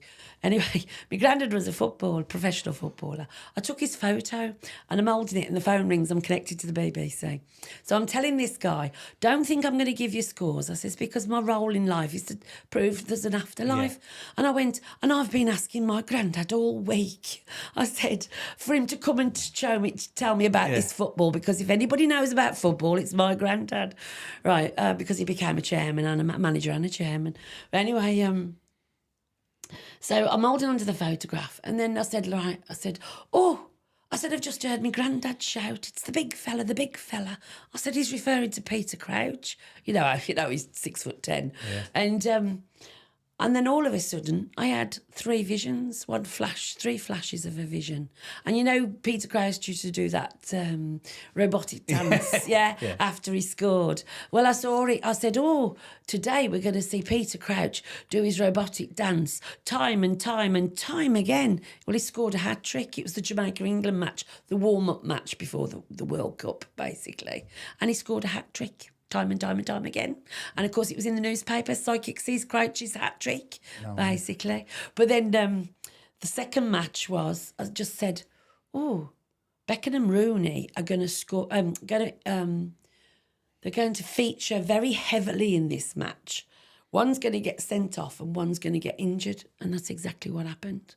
So anyway, but then after that, because obviously there's me thinking, I hope England do well, because I'm only in it as long as England's in it, do you know what I mean? And they never do well, do they? So anyway, I thought, I've got this quick, short job, you know. And then, of course, the third match that come up, I just went, as I left the DJ saying goodbye, I said, next week, I said, Portugal will be our next opponent and we will win. I said, Beckham will score, we will win, and Portugal will be our next opponent, and exactly what happened. But then after that, they lost, and then they got kicked out. So, but you might be getting some more work coming up, because the World Cup's coming up again. Oh, I know, it's coming up again. Yeah. I know, I have been. But they called me in for the final, and it was the year, I know the year, but I don't know the year, but the significant thing that happened to that year, or close to that year, was... It was Italy and somebody, I don't know, it was Italy and France. Anyway, they were in the final. So they phoned me up and they go, Angela, who do you think's going to win today? And I went, well, you know how my mind works. I said, this year we've just lost Pope John Paul, and I think Italy's got another man on the team. And of course, Italy won. So, yeah, an extra man. It's fantastic, isn't it? Let's talk about you being an author. Oh. Internationally recognised author. 4 books, 5? It's 4 books now. 4? Yeah. Yeah, with another 2 on the way. I'm working on 2 at the moment. And are the secret projects, or can you... Well, the 2 I'm working on is all about... It's all about... more of my connections with spirit, how more powerful it gets, and the connection with I think I've called it soul. Oh, sorry, it's about the soul rescues. The one, it's called Heavenly Encounters. Lovely. But it's all about, the positive, the answers we can get from spirit, basically. But the other one was just one subject, which was, Diary of a, sounds classic, Diary of a Psychic Detective. Do you know what I mean? Yeah, but and that's all about my murder cases and stuff. Yeah. So, yeah, mostly, yeah. Do you come up with the titles yourself? Because we were talking about hooks. Oh, did they? Yeah, they usually name the books. Wow. Because what it was with the very first book, I was calling it Angela's Angels. It was called Angela's Angels, The Psychic Soul's Journey. Well, my spirit guide, who I found out later, she'd wrote a book, and it was called The Soul's Journey. I've got Psychic Soul's Journey. So 2 of her words were influenced on the... Your spirit guide wrote a book? In her life, well, she was a living being. Oh, right, okay. Well, she was living on Earth till 1926. Yeah. And she then communicated... So this is someone you talked to on the other side? Yeah. What it was St. Teresa, basically. And I've been blessed by the Catholic Church, believe it or not, through my connection with, what I do. They say it's the gift of the Holy Spirit. And say something, it just whoosh, and you send me down another... I know. It's just, there's been so much that's happened, and people don't realise, they don't realise just this pint-sized woman is, all this is going on. Knowledge of information. But so you have ties to a person who used to live on Earth who helps you from the other side? Yeah, well, your guides... So everybody's born with a spirit guide. You call it a guardian angel. And then throughout your life, you'll have your lessons. And sometimes they'll send you people that's got the advice for you during that lesson. Yeah. And so you'll connect, and your guide will change accordingly to what you're going through, basically. Like, to put it in an anomaly, like I do sometimes, I'll say, if you've got a leak, they'll send you a plumber. Do you know what I mean? Yeah. It's whatever you're going through, there's something enlightened. But with my spirit guide, she's uncanny. I was having healing the one day, and somebody put their hands on me, and I saw this nun. Oh, that's another experience. I lived in a convent for a short time as a child. So I was surrounded by nuns. So when I left the convent, I would have memories of dream state, nuns coming to me. But these 2 nuns used to come to me and tell me things, and weeks later it would unfold, it would happen. So I knew there was a connection going on. But it wasn't until my adult life that one of the nuns, she come and she said, my name is Teresa, and you'll find me in a book. And I thought, oh, I wonder who she is. Anyway, they quite often will send you on a trail, just to get more information, more validation, and big confirmation. Yeah. So I went looking for her in libraries, thinking, what famous nuns are about. And then there was one day I was in a Catholic bookshop. I looked at this lady on the front of a book, and she had a Victorian dress on and her hair done up in a bun. And I thought, that face is familiar. Well, in my vision where this lady had put her hands on me, I had a vision prior to that of her... a nun in a short white headdress, and I thought, I haven't seen nuns in a short white headdress. They usually got the whole veil on, like Carmelite nuns. But anyway, so with her, I noticed the book, and I said to the lady in the bookshop, I said, see that lady down there in the Victorian dress? I said, she wasn't a nun by any chance. And she went, you're only looking at St. Teresa. So I had to buy the book, and when I opened it, there was the vision I had of her in a novice white headdress as a young nun. As a novice nun, basically. She still visits you, talks to you? She does, yeah. On occasion, not every day. Yeah. No, but there's people who step in. I mean, there's people who step in my dreams and go... I mean, I've had this bizarre one lately. I was doing a show, and this grandmother come in my dream state and went, my granddaughter called Angela is coming to your show tomorrow. Can you give her one of my books from me, please? Well, anyway, in the audience that following night, I did a Derren Brown. I took the book, put it on the table, ready waiting, and I shouted, and I went, there's got to be an Angela in here who's brought up by her grandmother. And there was only one person. And I went, your nan come to me last night and told me to give you this book. And she had a free book, obviously. You know what I mean? Yeah. But as for guides, you're born with a guardian angel. Your guides will change accordingly. So everybody has one. Everyone's got a guardian angel. Can you see mine? Yeah. Well, I can't see it now at the moment because obviously I'm not tuned in just carry on. See what they say. Yeah. But, no, it's not that you go round and I can see everybody. Well, that's the biggest thing, isn't it, with skeptics, which has to be really irritating for somebody with your abilities. Well, they'll say, come on, then do something. And you're like, hold on, everywhere I go, they say that. Yeah. Right? Everywhere. But I'm quite comfortable in my skin after so many decades. Of course you are. No, only because I'm very few mediums in Britain that have been recognised by police forces. B, I've been blessed by a variety, or should we say various heads of churches have blessed me for my gift of the Holy Spirit. And C, I've been tested by science in Italy.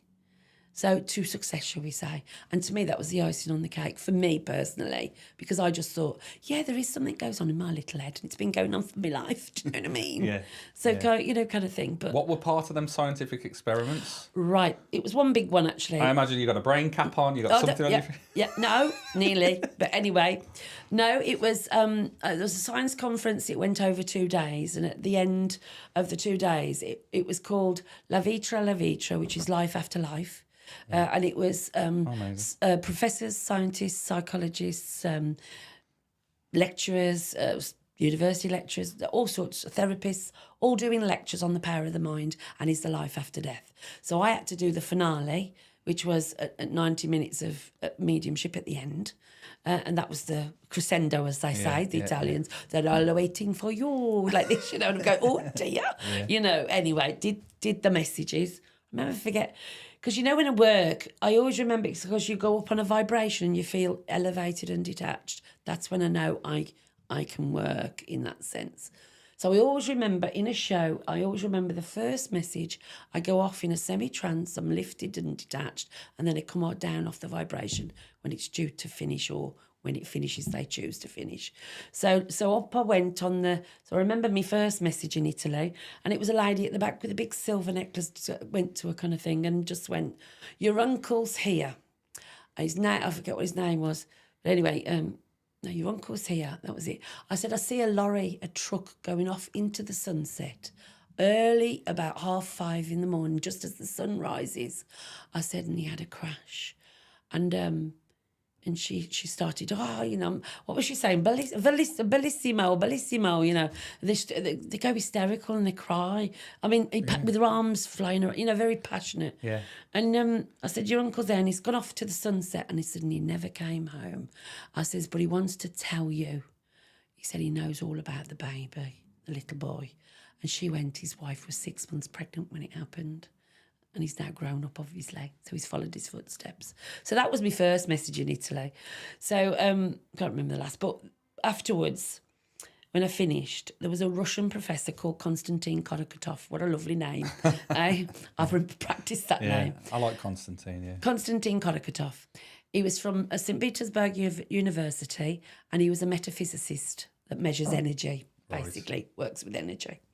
He said, could I do some experiment with you? And I went, yeah, okay, yeah. So the next day we go to this centre, and he then describes everything, what he's going to do and what's going to happen. Apparently he developed a probe. It was like an aerial, basically, a big thing that stuck up, about 6 foot tall. He said, I've developed this probe. I said, measures energy. He said, it'll be attached to the computer, attached to you. And he said, but first of all, I'll show you how it works. So he took me to the computer. He said, the probe's in the room down there. I said, we'll measure the energy of the room. So it comes up in figures. So, and then he went, I want you to go walk in the room and come back out. So I walk in the room, come back out, and then we look at the graph, and the figures have gone up because I was energy and I added to the energy of the room. So anyway, he says, but this third time, we want you to go into the room. He said, we attach you, basically, with electrical, whatever it was. Attach you, he says, but we're going to send in somebody you don't know. He says, but I want you to work with your mind as you do. He said, but you must tell me when the spirit arrives and when the spirit leaves. So anyway, they sent in this Italian man, and I just looked at him and I went, felt the energy, felt the presence in the room, felt the energy, and then I went, I feel a presence, it's his father. And I shouted it through. And then I looked at him and I went, Giovanni, and he just burst into tears. And then he started showing me visions of his childhood, of a beach where there was a rock hanging over the beach, and they used to walk under the rock. And I was describing this place, and I named it, I think, and, you know, that sort of thing. And he's crying. And after about 20 minutes, his father walked off into the, I could see him walking off into the distance, waving. And then I shouted, his father's leaving now. Anyway, so that was it. Went into the room, showed me the graph. It went up when he said he'd arrived. It plateaued when I was working. And at the point when he said he was leaving, it went down. And it was like the energy. What was their scientific evaluation on that then? That there was extra energy in the room. Yeah. But the energy is in my head because it enters your head. When spirit communicate, as some scientists have discovered, there's part of the brain that they call the spirit part of the brain. Would that be the third eye? Is that part? No, the third eye is your pineal gland. It's here. Yeah, oh, right, okay. But but wherever, I think there's a lady called who I went to one of her talks. She was a South African neurologist, professor in neurology, and she's a Christian, so she has this Christian-based ideal about how she works, and she took words from the Bible, put it on tapes, and healed a boy's holes in his brain. And she gives this lecture. It's a bit about the experiment with the two plants, isn't it? Yeah. The identical plants, you shout at one, say loving things to the other. The one you shout off shrivels and dies. So there's energy, isn't it? It's all about negative energy, positive energy. So it's the same thing. And but anyway, so with my it's the spirit that entered my head, and then it left when I said it was leaving, basically. So it used to, yeah. I have that as well. I think kids and animals love me. It's grown-ups I struggle with. That's true, because kids and animals are pure. They're purer than us, because we get damaged by society and social conditioning and whatever, you know. And but yeah, they're pure, aren't they? Animals and children. And I always say, if they draw to you, it's because you're giving off a vibration of light, basically, because the light attracts light. I do feel that it's the adults I can't get on with sometimes. Well, it is, isn't it? Look at all the adults that's destroying the earth and the world. I feel like I've got to a stage when I just know when people are lying to me and being deceitful. Yeah. And I just can't tolerate it or got any patience for it, really. No. It's a strange one, isn't it? No. Where can people buy your book from? Oh, you can get Books? on. Well, it was in Waterstones at one point, but no, that's what I'm writing to. That was back in 2018. But are they on Amazon and stuff? They're on Amazon, so people all can over get them the online, place. digitally, physical? Don't think so. Not yet. I haven't put them online yet. Oh, really? No, I should do it really now because I'm writing two more. Yeah, I should do it. What else do I want to ask you? It's I don't know. We need to do another one, I think, as well. There's too many. I want to talk about exorcisms. I want to talk about, like you said, your links to the police and solving more cases and stuff. Yeah, loads. I did write some questions. Go on. But I think we've covered a lot of them. Oh, have we? I said, what's most scared you? What thing have you been a part of, entity, which has came in, which has made you think, what upset me the most was I was taken into, it's another story, I was taken by a detective into woods, there'd been a body found in woods, and there was 1,000 trees, right? Woods, 1,000 trees. Yeah. I walk up to the one tree, I'm cutting this short now, but I'm walking up to the one tree and I go, this is where he was found. There's a boy hanging in that tree. And it was exactly the same, whatever. But anyway, for him to question me, he goes, okay, then you can see a boy hanging in that tree. Tell me what he's wearing. And I had to list everything there he's wearing. But the important thing was, tell me what the colour of the rope is. And I went, it's blue. And I said, and this rope had two knots in it and a metal ring. He said, I've got a photograph of that in the car. Because it was obviously new evidence that reopened a case, basically. It's amazing, isn't it? But, that's cutting a very long story short. What about celebrities and stuff? Celebrities, what about? Well, was it Ozzy Osbourne you've had stuff online with, or Paddy McGuinness? And Paddy, obviously I was on Take Me Out, and I was when they found out who my son went on Take Me Out. Not me, I don't need a date, far from it. And Danny went on, my son, and when he filled in his forms, and you have to put your occupation of your parents or whatever, and he put them on medium, and they went, "Oh, do you think she'll come on and make some predictions?" So anyway, the gauntlet was thrown down, and of course I said yes. They came up to my house. I had to write on 5 cards indicators of what was going to happen to Danny, and because it's a game of elimination. Yeah. So what happened was, I said, A, he'll get a date. She'll have long, dark hair. B, C, she'll be self-employed. 4, she'll be, I would say C, D, 4. Numbers in the, blue. letters, but blue, No, she'll be self-employed. She'll be from Chester. She'll be from up north. She'll be self-employed. She'll have long, dark hair. And the strangest of things, I said she'll be 5'6". Well, went bang, bang, bang, all happened. And there's Paddy getting the tape measure out, trying to measure her. I remember it, actually. And he goes, man, what a prediction. And of course, later on, I did sort of readings for the others. And I've had visions of Paddy and I've had visions of Mark Wright. Amazing, and it all came true. Do you think mediumship will one day be... science will be able to explain what's going on? No, because can you explain... Right, can you explain God? No. You can't go back to the source and explain it. Think about it. It's like, to a believer, you can tell them things and they will believe. But trying to explain the inexplicable to a scientist is just trying to explain the inexplicable, isn't it? They'll never understand. But do you think science will one day be able to... this is the blueprint. they like do... maths, 4 + 4 = 8. Well, they're discovering things every day with science. Yeah. But as I said, it'll take a millennium to match the miraculous world which we live in to explain all things. What's your thoughts on AI? AI, I don't think it's a good thing. No. Obviously, I don't. Yeah. Again, it's about the guy, the enemy on the planet. It's all part of that. Yeah. Have you saw the Ridley Scott film Prometheus and Aliens? No. Where the architects create the humans create the androids, and the androids destroy the humans. Well, this is what's happening with AI, isn't it? It's already be robots. They'll be fighting wars with robots, and that'll be... Well, it's drones, isn't it, and stuff. They're being utilised and helped. I'm on about human robots that'll come and serve you and look after you in your house and all that. They've got robotic dogs in New York City as policemen. It's amazing, isn't it? Last week I bought a robotic Hoover and a robotic lawnmower. So... How you like your robots? But my son said, Dad, why are you buying 2? Why don't you just get one which does the both? I said, I don't think we're there yet, son. I know, but it's those driverless cars that's scary. I was in America and I saw there's kids coming out of school and the teacher was putting them in an empty car. The car was driving off with them, and I was thinking, precious gift that you've ever been given, and you're putting it in a danger. People sleep in cars, don't they, as well? I've saw it with the Teslas, but. I mean, the biggest mistake's human error, isn't it? So exactly. It's so scary driving on the motorway because anyone lack of concentration and that. Well, so I'll think, why are we not on a rail? Why is it not like electrical driven? Why is it not like keeps this distance between that car?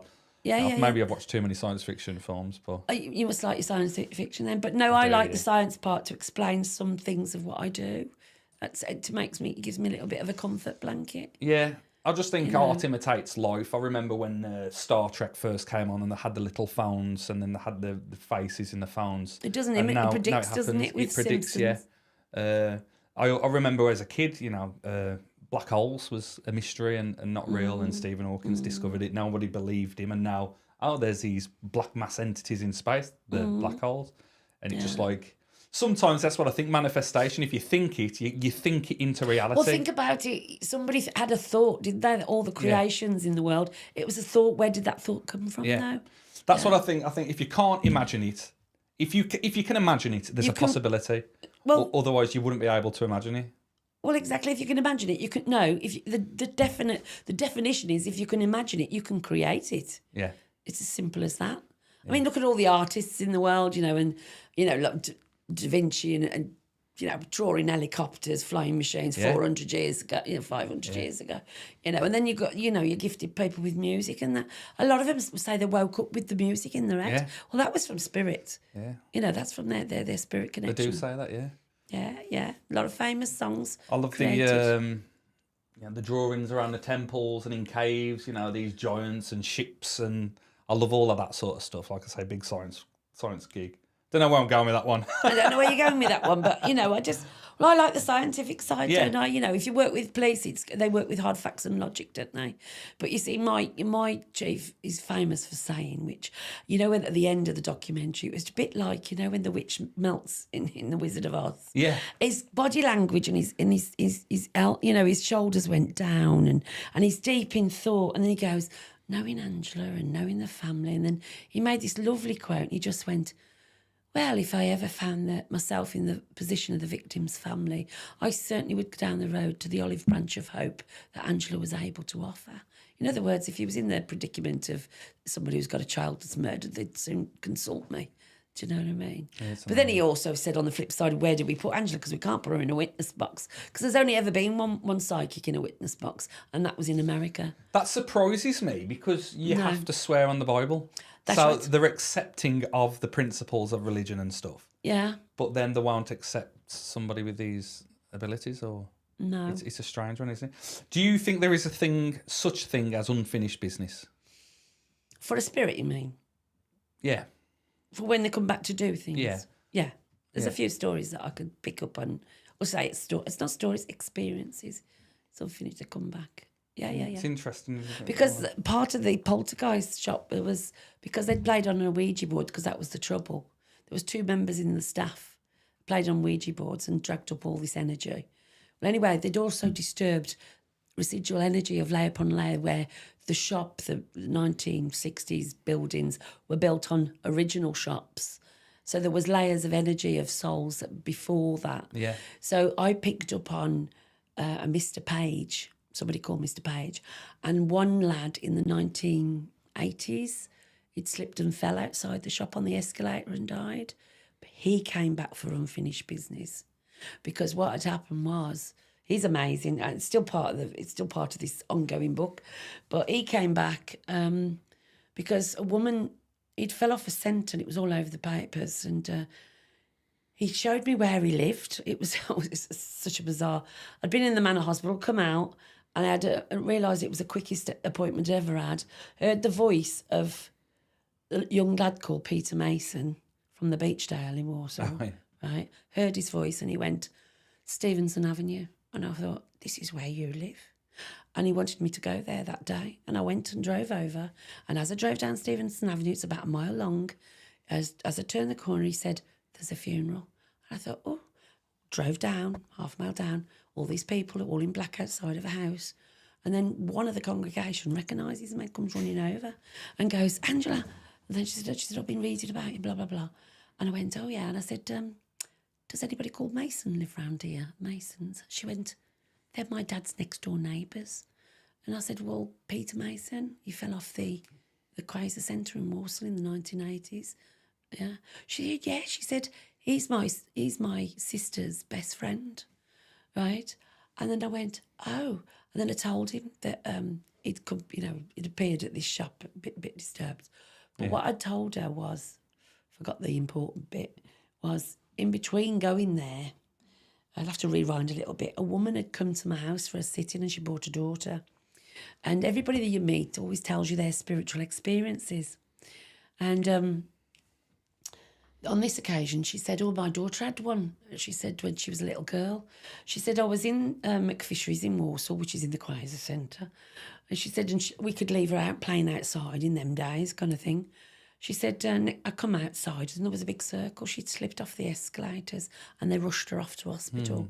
And she says, but when she got to the hospital, there wasn't a mark on her. And she, as a little girl, said she felt somebody's arms round her. And I went, did you know that a boy had fell off 8 years prior? That she went, no. And I went, no wonder he's come. He's come to tell me. So this, when I got discovered by the funeral party, I told the lady, he's come back and he's rescued a little girl from Fortland. That was some unfinished duty. And she went, oh, to come and tell our Shirley. She said he was best friend, So there was me in shorts and T-shirts in a summer's day. And I'm getting dragged by the hand through this the funeral parade. And she drags me into the kitchen and Janet's shouting, oh, Angela's a medium. She's got a message from Peter next door. Right? And, of course, I got into the kitchen and there was a sister. Her face was like thunder. And I thought, oh, she's going to hit me. You know what I mean? I thought she's going to have a go at me. And then all of a sudden, in my head, I heard Peter go, just say pudding. And I thought, pudding? Yeah, I didn't even question it. I said, Shirley, pudding? And she went, it's not pudding, it's Puddin'. His name is Puddin'. He says, because his mum was Scottish and she used to call him my little Puddin'. And Puddin's on his grave. Peter Puddin Mason, that was his name. So that just proved to her, of course, she melted then. Yeah. Shirley did. She just melted. It's that moment, isn't it, when you hear something like that for the person, whether it's reassurance or you feel safe. But he'd come back with a purpose to let them know that he'd rescued this little girl, which was amazing. Yeah. But why wouldn't he just wait until they was on the other side? Wait, because Angela McGhee, the channel, was down on here. It was available. It was available. It's like going to picking up a phone, isn't it? Yeah. It's like I always used to say, I'm going on my big white telephone to my kids. Because if I had any troubles, I'd go to church, kneel down, make the connection, and then I'd get my answer. Do your kids or your grandkids have any of these Don't abilities? mention my grandchild. Oh, I got my great-grandchild because my granddaughter phoned me up and went, oh, Nan, she's scaring me. I said, why? She says, she's come down from upstairs and she's twiddling around a pretty dress. And she said, look, Mummy, I'm Nanny Rosa. Well, she don't know her Nanny Rosa. She's never mentioned her Nanny Rosa. She's, because obviously, she's from a couple of generations ago. She said, why Nana Rosa? And then she goes, look, I'm Nana Rosa. And I said, OK, just ask her where Nana Rosa is. And she went, Nana Rosa's upstairs with me. And, of course, Nana Rosa's ashes was upstairs in a casket. Wow. And then, to top it all, I just went, let's be scientific about this. Get all the photographs out of various different people. I said, and put Nana Rosa somewhere in the middle and ask her to pinpoint her out. And she went straight to Nana Rosa. They did that to me on a murder case. They'd give me 100 photographs and tell me to go through. Yeah, and I it's picked like a lineup. I picked up the bloke and the woman, and I went, these two have something to do with this murder. They went, they're our prime suspects. That was in an investigation room. So yeah. Scary, isn't it? Do you think when your time comes or when you pass on? I hope not yet. I know, of course. Yeah, of course. But I mean, would you be still delving into this? Would you be coming and seeing people, or is your work done?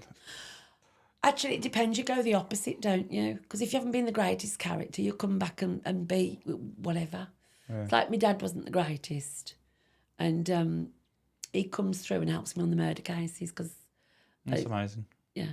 He used to work against the police when he was here. What's... and now he's working for them. That's true. That's it's so amazing, true. Isn't it? Yeah. It's right.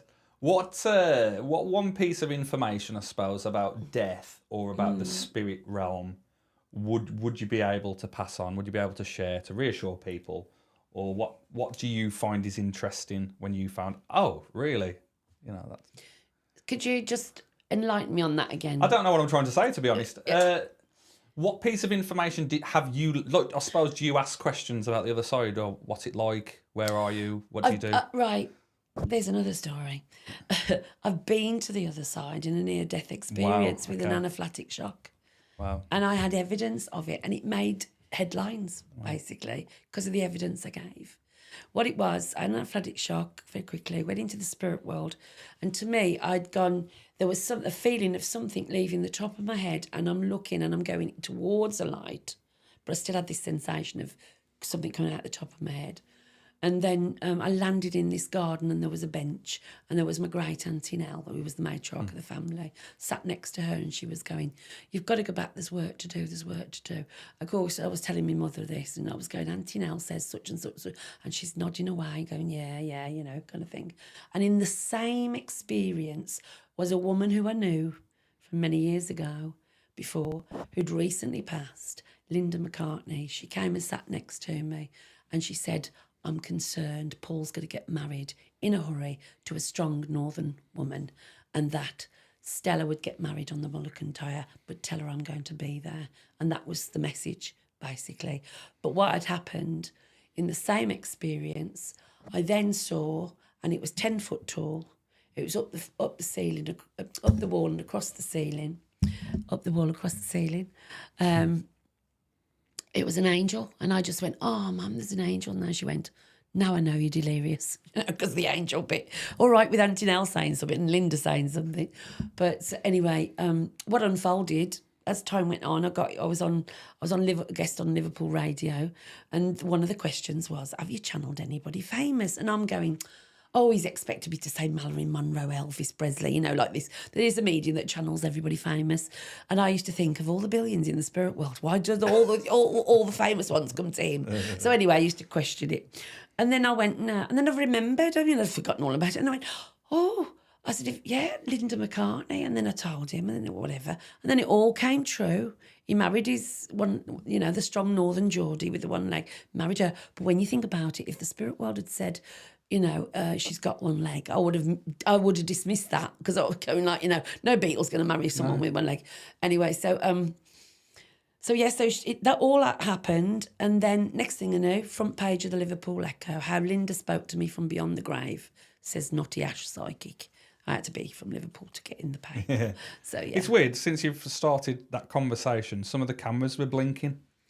Were they? Some of the cameras were flickering. Yeah. Oh. So that's why I've kept looking down. Oh, right. I don't know what that means, but that's never happened before. It's energy. Yeah. It's just energy, it's spirit, isn't it? So the camera on me was going black, and then there's been like a green flash on this one over here. Colours, yeah. Yeah, green colours. Yeah, that's energy, that's spirit, basically. Yeah, it's. Yeah, I have a camera on my house, as you do, like a ringtone camera thing. And the light that comes out my front door. Yeah. As you can see it, I've slowed it down. Would it be orbs? Yeah. Well, orbs is is a manifestation of spirit. It starts as a piercing pinhead of a light, and it'll grow and manifest. And within that orb, you will see whoever it is. It's like I hosted Ken Barlow off Coronation Street in a church, and he was going around the churches telling people about his spiritual experience, and it was all about an orb. He says he'd lost a little girl of 18 months. He said, and it was the night before the funeral, and he was in pieces, and he thought he would never be able to carry a little, white box, bless her. And he said, I was on the floor, destroyed, and I looked up, and this orb appeared with her face in it, and it instilled in me peace, a feeling of peace that enabled him the next day to do the deed, basically. But that used to say that, but it's a manifestation, basically, of spirit. What's your thoughts on aliens? I don't want to finish on that one, but I know it's. Well, I'll tell you something. Feels like we're getting closer. Right, we would be a fool or egotistical to think that we're the only living energy within the universe. Yeah. Full stop. Yeah, there's got to be other living energies somewhere else. Yeah, it's meant to be infinite, and that's the thing with quantum computing on the precipice and the multiverse and stuff. It's parallel universes. Parallel universes. Because when you obviously with the poltergeist, he was producing cups that didn't belong to the shop, came from another dimension, across the room. You know what I mean? That was an interesting point, wasn't it? Wow. Yeah. Wow. And that was all, that was witnessed by the whole of the shop group. But the shop group was suffering. They had illnesses and rashes, and they had area managers that refused to go in there. They were petrified. And that's amazing, isn't it? Angela, I could talk to you for hours. Yes, it's a pleasure. We've done 2 hours there. So. Oh God! Yeah, have we really? Yeah, it's amazing. All right, isn't it? well, there's loads. So more. many stories. When your books come out, we'll have you back on, or just before, or something. Yeah. And then we can talk do about more them. about the detective work. Yeah, there's loads to do. Can I say where I'm going to be next? Of course you can. Yeah. All right. Okay. Camera, yeah. Well, April the 18th, I'm at Bloxwich Spiritualist Church, an evening of demonstration of mediumship, and on May the 9th, I'm doing my very popular psychic detective workshop, which has been invited to a number of countries across Europe and America now, because I've actually I've served it with the Americans in New Jersey. But where's the one on May the 9th? Sorry. May the 9th is at Bloxwich again. It's a psychic detective workshop, whole day workshop of being enlightened about the work. Also, you learn about psychic profile. You learn about tools and skills. You'll study real-life murder cases that I've been involved with, and you'll also get to see spiritual artefacts that I've collected of spirit, and it's only been shown to attendees. Fantastic. Yeah. I've absolutely loved the conversation. As I say, I feel energised. So that's good. Yeah, thank you for your time. Make you feel better. Yeah, thank you for your time. Yeah. And I'll see all you next time. Say God bless you. Yeah, God bless